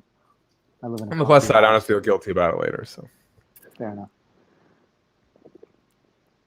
I saw Luque land a nice body shot, and I'll never forget when Kamaru Usman put Woodley against the fence and landed like 20 in a row to the ribs. That was like, okay. All right, back to the center. Very Oh, Woodley nice. caught Luque with the overhand right again. That kind of had his legs weak. Mm-hmm. Man. Oh, another land from Woodley. Goodness. Oh, Luque nearly dropped Woodley with an overhand right. Had him on one foot. Oh, left. Oh, Woodley's so stunned. Woodley is so stunned. Right hand lands, dude. Woodley's going to get finished. Yeah, I think this could be it. Referee Jason Herzog's trying to get in there. Oh, he's so wobbly. He's so wobbly. Oh, but he landed on Luque. What is happening? Guys, slow down. I have my money on a decision. No way. Say goodbye. Kiss it goodbye. Dude, Woodley is so, like, Woodley's ability to recover is so bad. His legs are so hard. Vicente Luque going for my dart stroke. Oh my God. I think he's going to get it. I think he's going to get it. He's a really good submission guy. Is he? Oh my goodness. He already has his hands locked. Oh, this is so bad. Woodley, to his credit, is trying, but he's all locked up in it. I can't imagine he's going to get out of this. He looks like he's ready to tap. And he taps. First round submission for Vicente Luque. Nearly knocks out Tyron Woodley and gets the submission finish. Wow. So let's point this out. Kamaru Usman, Gilbert Burns, and Colby Covington. Well, Colby sorta, but not really. None of them could properly finish Tyron Woodley, and Vicente Luque did it in the first round, and he got hurt. Oh my goodness, that was amazing. That was unreal. I love this new camera angle that they do. The depth of field thing that they do. I love it. It looks so good. Yeah. Let's see. That was a fun 4 minutes. I love that elbow.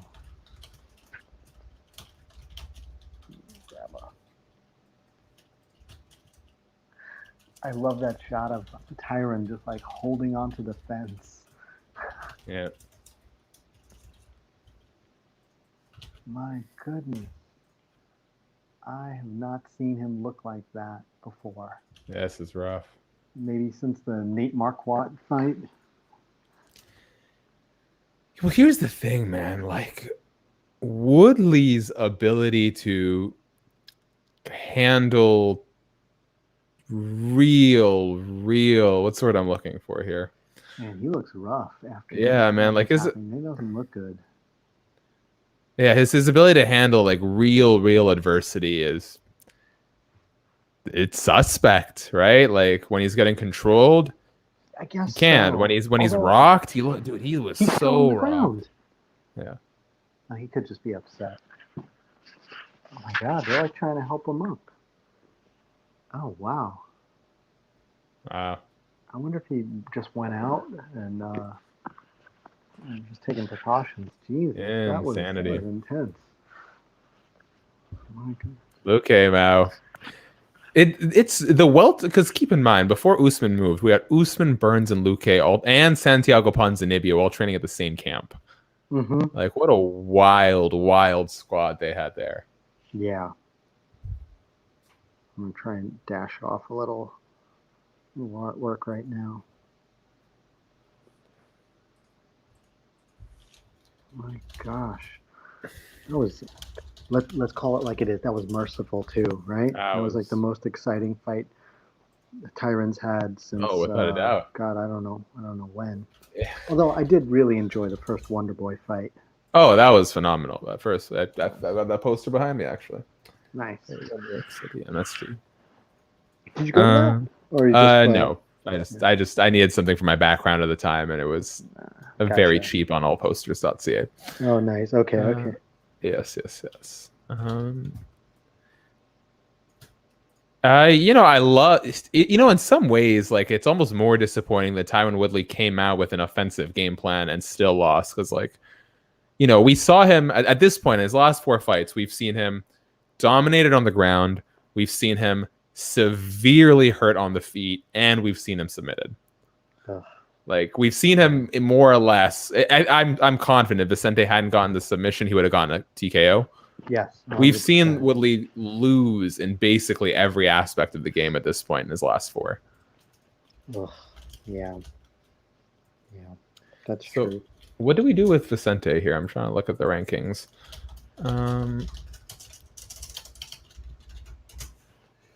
So with this, yeah. Oh, I love that.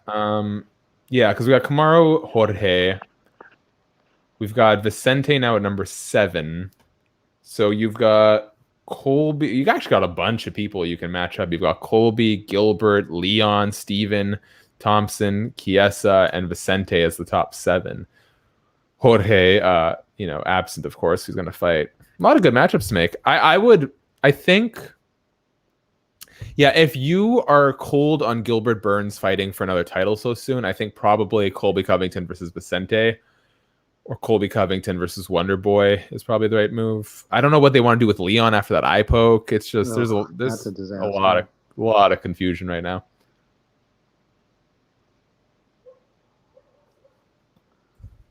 I'm doing a very not favorable drawing of Tyron, but that's just the way it goes.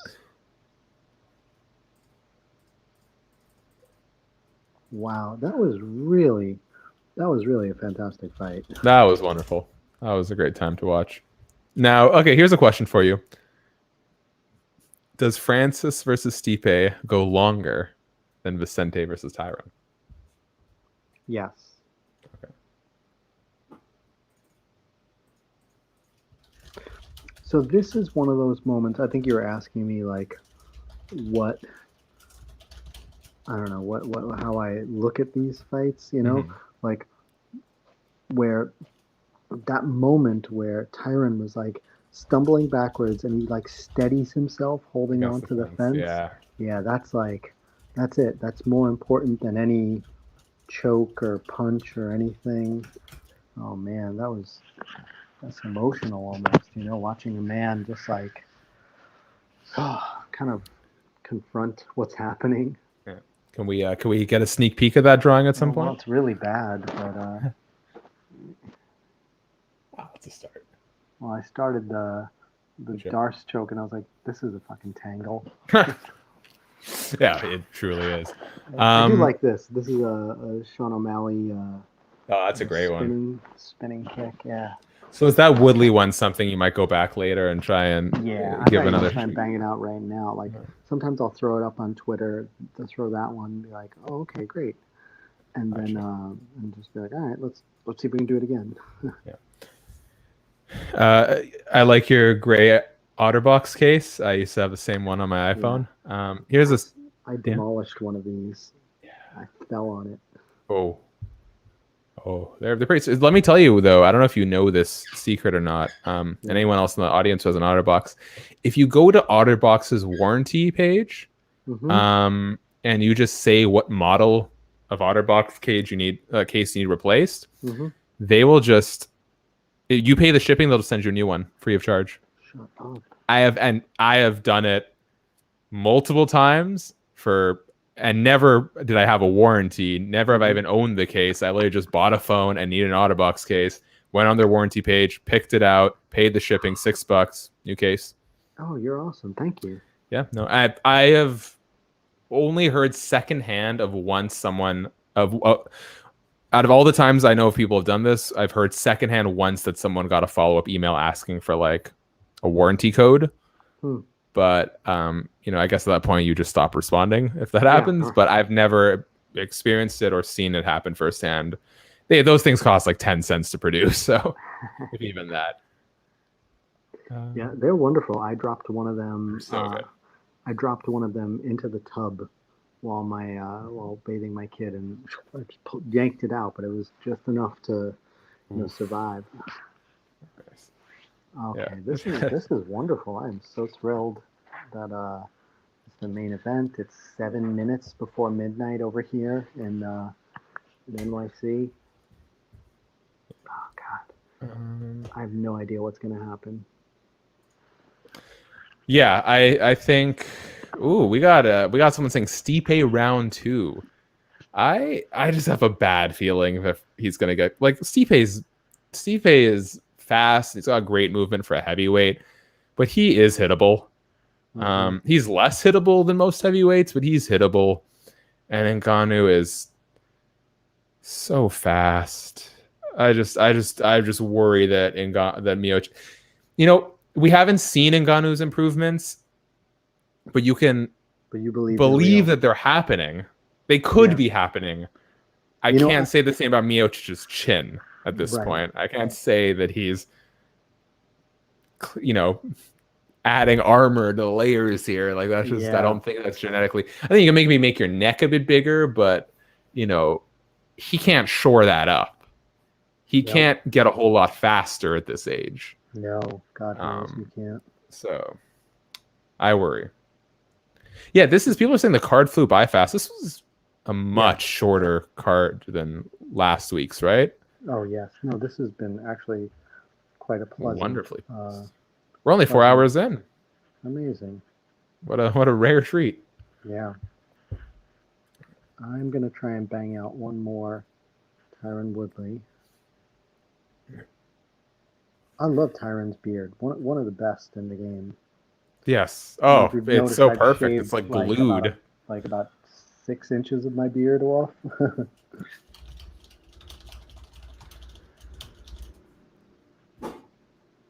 I'm so lucky. Do you know Ryan Loco, the photographer? Yes. So he was in New York City. So you should know this, that whenever any journalist comes to New York, I just immediately am like, hey, what's up? You want to hang out? Yeah. And usually it works. Or at least that's how I've built my MMA network. Is see if people want to hang out. And so one time he was in Manhattan for the PFL, and we just went out, got a cup of coffee, and walked around Midtown. And he's just like, hey, hang out right here. And there's a very famous post office on 34th. And AP's like, oh yeah, just sit down, chill out right here. Let me snap a couple pictures. And I'm like, yeah, sure, thanks. And that's my Twitter photo. Is a Ryan Loco. Oh, I love it. It's just like, and I probably just gotten. My beard was huge, and I've gotten it tailored recently, and it's like one of the few really nice things, nice pictures I have of myself. I sent it to my mom. I was so grateful to him. Perfect. All right, guys, if you're just tuning in for the main event, welcome. Thank you for joining us here. We are getting ready for Stipe Miocic, Francis Ngannou 2, streaming live on Fightful Pro Wrestling's YouTube, Fightful on Facebook, Sean Ross Sapp's Periscope, and my Periscope. If you're on one of these non-YouTube platforms, I do recommend heading over to YouTube. That's where you're going to find the biggest community to engage with. And if you want to do us a solid, leave a super chat donation, you cheapos. Get your question, comment, concern read on the air. Say whatever bad things you want about me. I will read it. Unlike my boss, Sean Ross Sapp, who feels like he can be selective with your money, but not me. No, man. Hand it over, and I will. You tell me how high, and I will jump. Mm-hmm. So, get that. If you haven't already, thumbs up on the YouTube video. That helps more people see it. Subscribe here. Go to Fight. If you're a MMA fan, but you somehow stumbled onto Fightful Pro Wrestling, go to Fightful MMA on YouTube. Got a lot of great content. Vicente Luque ranking Tyron Woodley's UFC opponents, UFC fighters reacting to Woodley and Mike Perry rapping, Uriah Faber rating the best and worst haircuts in MMA. Lots of good alternative content there. We thank you very much. And let us know in the comments section, what is your prediction for the fights tonight for the main event? Trying to bang out one more. Woodley holding the fence. That was a really good moment. Yeah. I mean, there were quite a few. That was it for me.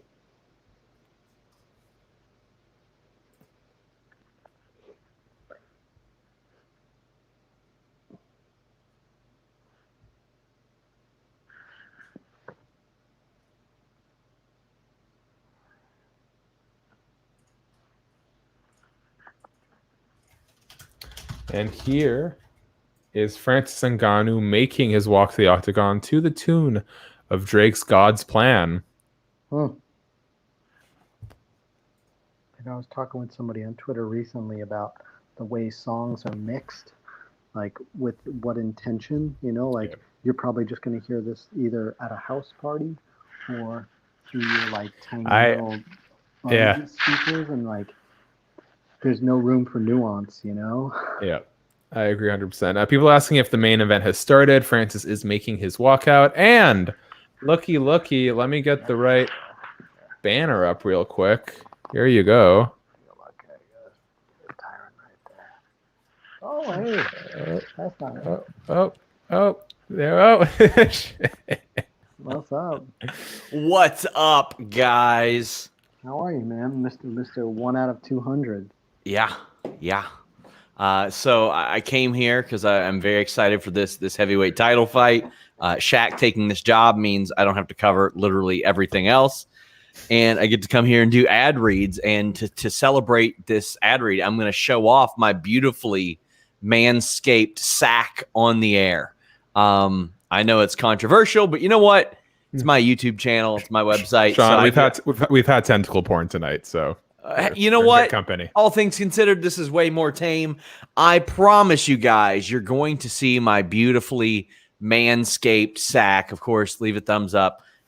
Send super chats because I know you guys want to see this beauty. But I mean, we see Manscaped on the mat there, but you don't want to be laid all sprawled out over spring break. We just had St. Patrick's Day, all that, just looking at the lights with no attention. People are like, ugh, what's that thing? What? Ew, gross. Manscaped has you covered. It keeps the party in your pants popping, my friends. Manscaped is dedicated to helping you level up your full body grooming game. The Perfect Package 3.0 kit comes with the essential Lawnmower 3.0. You hear that? Do you hear that? Lots of RPMs in that bad boy. It's the best trimmer on the market for those of you in need of a chest or a ball shave, quite frankly. And it's got that advanced skin-safe technology pioneered by Manscaped.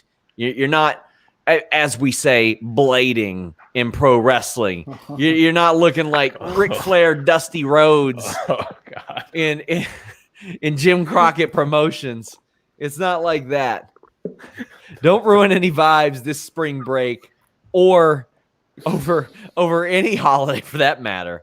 Make sure to use their crop cleanser body wash to keep your hair and skin feeling healthy and fresh. And inside that perfect package, you'll also find the Manscaped Crop Preserver Ball Deodorant, an anti-chafing ball deodorant and moisturizer, because we know how painful chafing can be when you're wearing your bathing suit all day. Plus, they got the Crop Reviver. That's ball toner, my friends. And for a limited time, subscribers get 2 free gifts. The Shed Travel Bag, which is a $39 value, and the reduced chafing high-performance Manscaped boxers. Use the code FIGHTFUL or FIGHTFUL MMA, either one, at manscaped.com. Get 20% off. Get the right tools for the job. 20% off and free shipping with the code FIGHTFUL or FIGHTFUL MMA at manscaped.com. That's 20% off plus free shipping. Manscaped.com, FIGHTFUL or FIGHTFUL MMA. And look at this beautiful sack. I told you guys, it's swinging. back and forth. My sack. Chris is not entertained by this. Come on, look Well, at so Chris Chris likes to draw how he's inspired by the fight. So I'd like to think what he's doing is drawing your sack. Yeah. Yes. That's what's happening.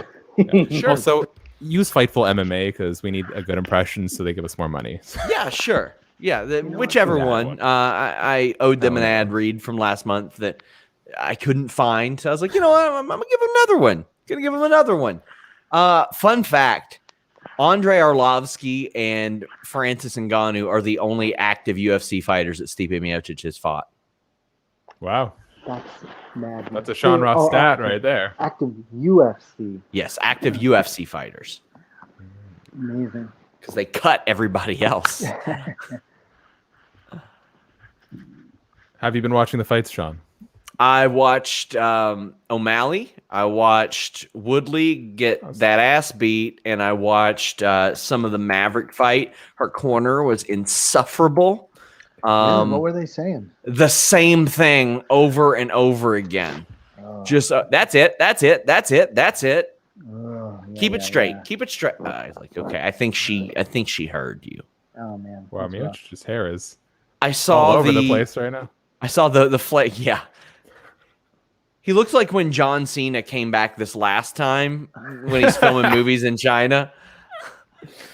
It legitimately looks like there's a balloon, an invisible balloon of Right. static electricity hanging Or you over ever his see head like right now. in the kids in like the 50s, you know, with their like tousled hair. I've been out playing ball all day, you know. He looks like a rumpled child. Yeah. That's there you Stipe go. right now. Beautiful. That's exactly right. That is exactly right. I want to give a quick shout out to Colby, our wonderful staff writer, who says he's nervous. Yo, when Francis throws, I will be looking through the cracks of my fingers. This is horrible news, but apparently in my city earlier today, like 12 people got stabbed outside of a library. Ooh, Shut up. the fear that those people must have felt. I'm not going to equate it, but the closest thing I can imagine to it in my own experience is watching Francis Ngannou knock fools out. It is not to make light of this or anything, No. but the university that is near me, University of Kentucky, about 8-9 years ago, you can go and Google and look this up. There was a serial foot stabber in the library. like would he go under the tables and Yes. stuff? Yes. Oh. And several people over the course of weeks got foot stabbed. I encourage you guys, Google that this. is a sick Case sick never person. solved. The man's still out there on the streets. They caught ours, so Oh, God, that's brutal. Oh, I'm so sorry, Shaq. yeah. No, I'm I'm sorry okay. for that foot guy too. Yeah. We kind of hope the people in your town are all right too. I'm sorry Jeez. for everyone who got Sean. When you have a population of more than 200, it's called a city. Yeah. Oh, I was wrong. There are 3 people or 3 other people on the Wikipedia. The other one is called a town lush, and I didn't know what that was, and I had to look it up, and it's like the town drunk, and I was like, how did he make the Wikipedia? How did he get that notable? I imagine there's a low barrier to entry here. Oh man, I just saw somebody on Twitter say that Stipe looks like a Dick Tracy villain, and I am going to say that backs up my 1950s reference. Oh man, I'm so shocked by this foot stabbing thing. That's just sick. Like they're like I'm sure this crazy guy who's out stabbing people, like I'm sure he needs some help.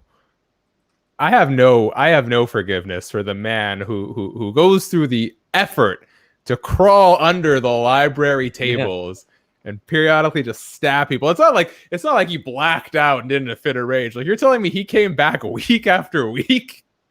This fella says, I'm scared of the foot stabber. It was a very real thing. Like, and it's wild. I just posted about it like yesterday on Facebook. So I was like, hey, anybody else remember when just somebody came along and just stabbed foots?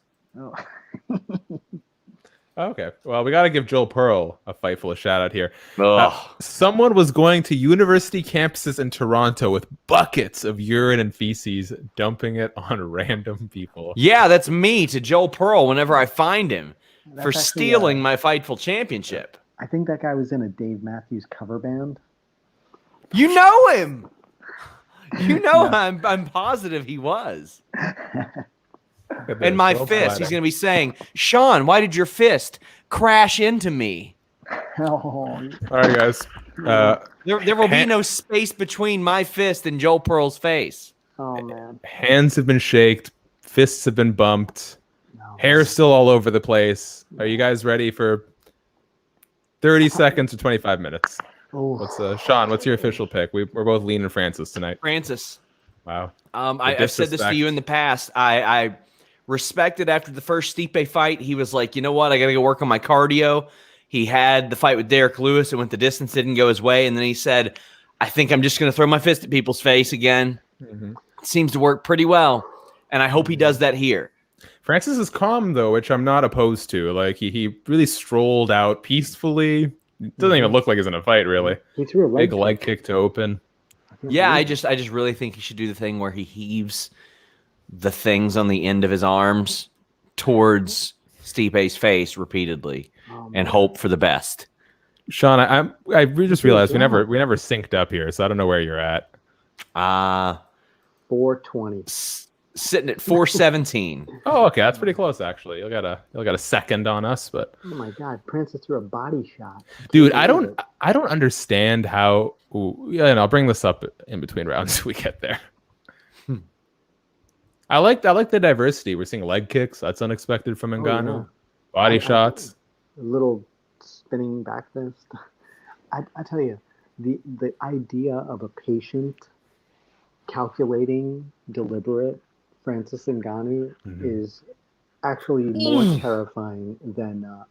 You're going to do a quick pause for me, Sean. Oh my God! Oh my goodness! That was wonderful. Nice overhand right from Ngannou, but Miocic ate it really, really well. But he did. I mean, he also looks a little like bug-eyed. He's got wide-eyed. Yeah, got deer in the headlights a little bit. Yeah, it's like I really don't like this guy. Well, this is okay. Stipe, nice single leg. Very Francis hunting a guillotine, now stuffing the takedown, sprawling, and he breaks Stipe's grip.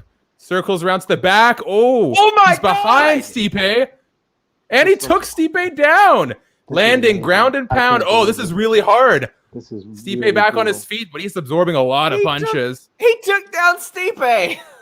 Okay, now he's going too hard for the takedown, though. There we go. Francis bails on the takedown. Perfect. Make the most of those positions and then get back to doing what you're doing. You've made your point, right? Yep, exactly. Well said. Oh, thank you. Gosh. Man. That one surprised me. There was a nice back take. He just dragged him down. Head kick and he lands. Ngannou is hitting Miocic with everything that he throws. And I got to think that all of these strikes that are not, hooks are really have a far better chance of landing because they're not expecting half of this stuff.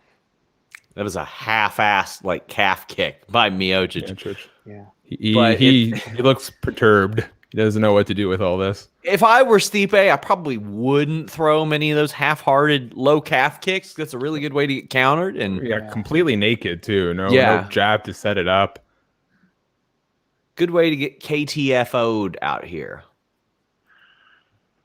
I'm truly impressed with Francis's approach to this fight. It is truly a transformation. I know I said this really early on in the broadcast that I really didn't believe that a person can change who they are, but this really is a different fighter over the I don't know. Ngannou misses with the overhand right, but thus far Miocic has basically thrown nothing. Yeah, this is a very one-sided round. If this continues, are we expecting Ngannou to still get an early finish, or are we thinking? No, I think Stipe has the wherewithal to regroup. Drag this out. Yeah, I think he has the ability to change. If it's a brutal KO, I could see them moving on. But if this goes to decision, do you think they'll just be like, yeah, we're going to run this back? Because why not? Yeah, of course. They'll milk this for as long as they can. Do you think they deny John Jones that title shot they promised him to do it? Oh gosh. Yeah. See, they'll do a that's trilogy. that's the thing. Okay, I did kind of forget that John Jones is waiting in the wings. Well, So you don't have to do this for a living anymore. So yeah, that's what that's I'm here true. I really don't. Kind of a big thing to forget. So I'm really glad that I don't.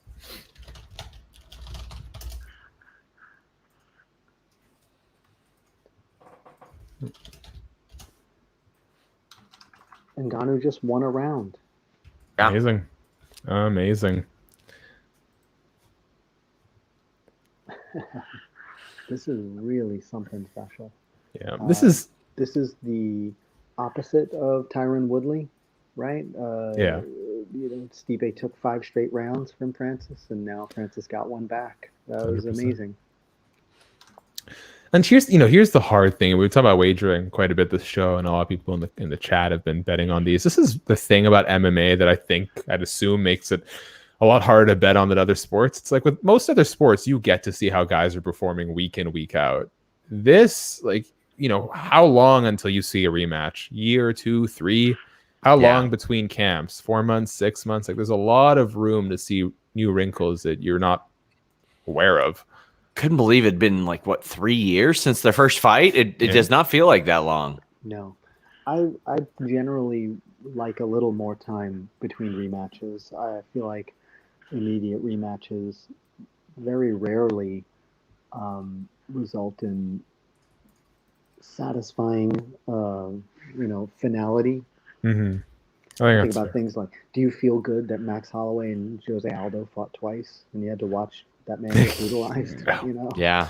Not at all. Kane and Junior Dos Santos and Bigfoot, none of that stuff did anything for anyone's legacy, or you're all right, you're back on this. I guess perhaps the exception to that rule is, ironically, Stipe Daniel. Right. Perhaps the only one. I don't know, Stipe, I think he forced that by sitting out. I think Ngannou's about to drop him. I'm assuming that you are a couple seconds ahead. This isn't looking.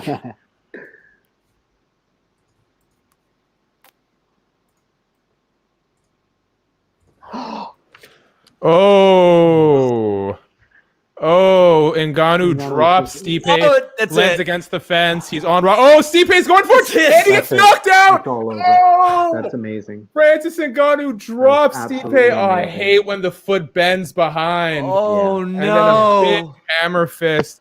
Francis Ngannou is your new UFC heavyweight champion. 4 minutes and 9 seconds of round 2. Absolutely. Wow. Stellar performance by Francis. I can't. Wow. I absolutely. Oh, you hate to see that happen to Stipe. What a nice guy. Man, he's still struggling. Yeah. Wow, that's incredible, dude. Do you think John Jones wants any of that? I can't imagine that he wants any of that.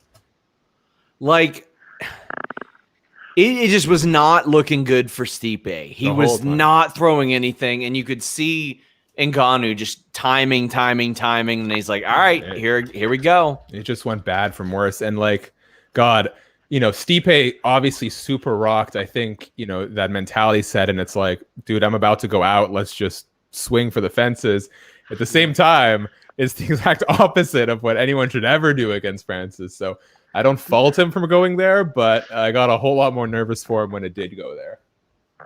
There was a moment where Francis actually shoved him, and that's the kind of thing where this is a guy who is completely in the zone, and he's not helicopter punching. He is putting all of his he's just all firing on all cylinders. Yeah. Wow. That was incredible. Good for Francis Ngannou.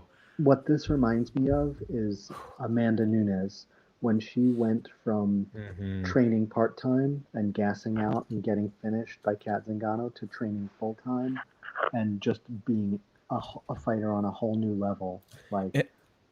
And so here's something I said a lot going into the first Stipe Miocic fight. The UFC was blowing Francis Ngannou hype to like a nuclear level, and Francis has admitted as such. But I think, you know, when you live in North America, I think you're a little more privy to the entertainment machine and the promotional machine that goes into a sport like this. But I really do believe for, you know, Francis, who grew up in Africa, worked in France, I don't think he understood what all that attention meant when they were sort of, you know, marketing him as the Mike Tyson of now. I think it really got to his head. I think he really believed that what everyone was saying about him was true, when in reality it could be true, but it's a marketing tool that we're using, right? Yeah. I think he got weird there for a while. Like, I remember when he did like this crossover video with like Joel Embiid, a guy who was from the same country as him. And like his first instinct was, I want to fight this guy. And he was serious. And I was like, bro, they're having you doing marketing right now. Yeah. And it's like, I don't blame him. Like, if you're not, Sure. if you don't grow, if that's not your culture, if you don't, and I granted, I don't know much about culture, but if that's not, if you're not, if that's not ingrained into you, that like, hey, this is promo, this is marketing. Yeah.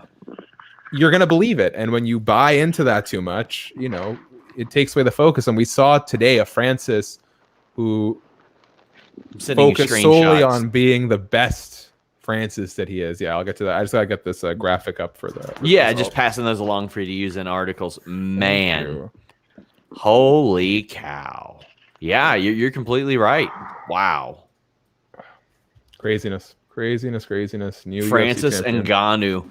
I'm going to go finish up my stats piece. I appreciate you guys. Yes, thank you for dropping by. I really appreciate it. Thanks for taking a look at my beautifully manscaped sack. See you later. It was lovely. See you. You well, man. All right, let's start closing things up. Let me fix all these banners. Guys, thank you so much for joining us. If you haven't already, please hit subscribe here. Go to Fightful MMA on YouTube and do the same. We'd really appreciate it. Yeah, there we go. Chris, please tell everyone where they can find you. I am on Twitter every day at Reenie MMA. I publish a book of art and essays about MMA once a year. It's called The Fine Art of Violence. And this year, it'll be featuring Chuck Mindenhall, Julie Kedzie, Sean Al-Shadi, Eugene S. Robinson, Schwan Humes, Fernanda Prates, and Fernanda, and one more person, Josh Rosenblatt. Artwork by myself, Edward Cow. You know his work because he does the artwork for all of Sean Al-Shadi's long form MMA pieces, and Adam Nelson, aka Gorilla the Bear, who has done work with Reebok in the UFC. Wow. Khabib and Nate Diaz. He's got a ton of artwork. I have an amazing crew of people working with me. ChrisReenie.com. That's where you can buy the book. And I'm on Bloody Elbow. I do MMA editorial cartoons every Monday and Wednesday. It's in a cartoon called MMA Squared. And Shaq, man, awesome hanging out with you. Thank you so much. This was nice. We've known each other for a couple years now, at least. It's the first time we've gotten to do something together. It's been a real treat. I'll be hitting you up for investment advice. Guys, if you enjoyed the show, again, subscribe. That goes a long way to helping us do what we do. Thank you very much for joining us. Next week, no UFC fights. Blessed be.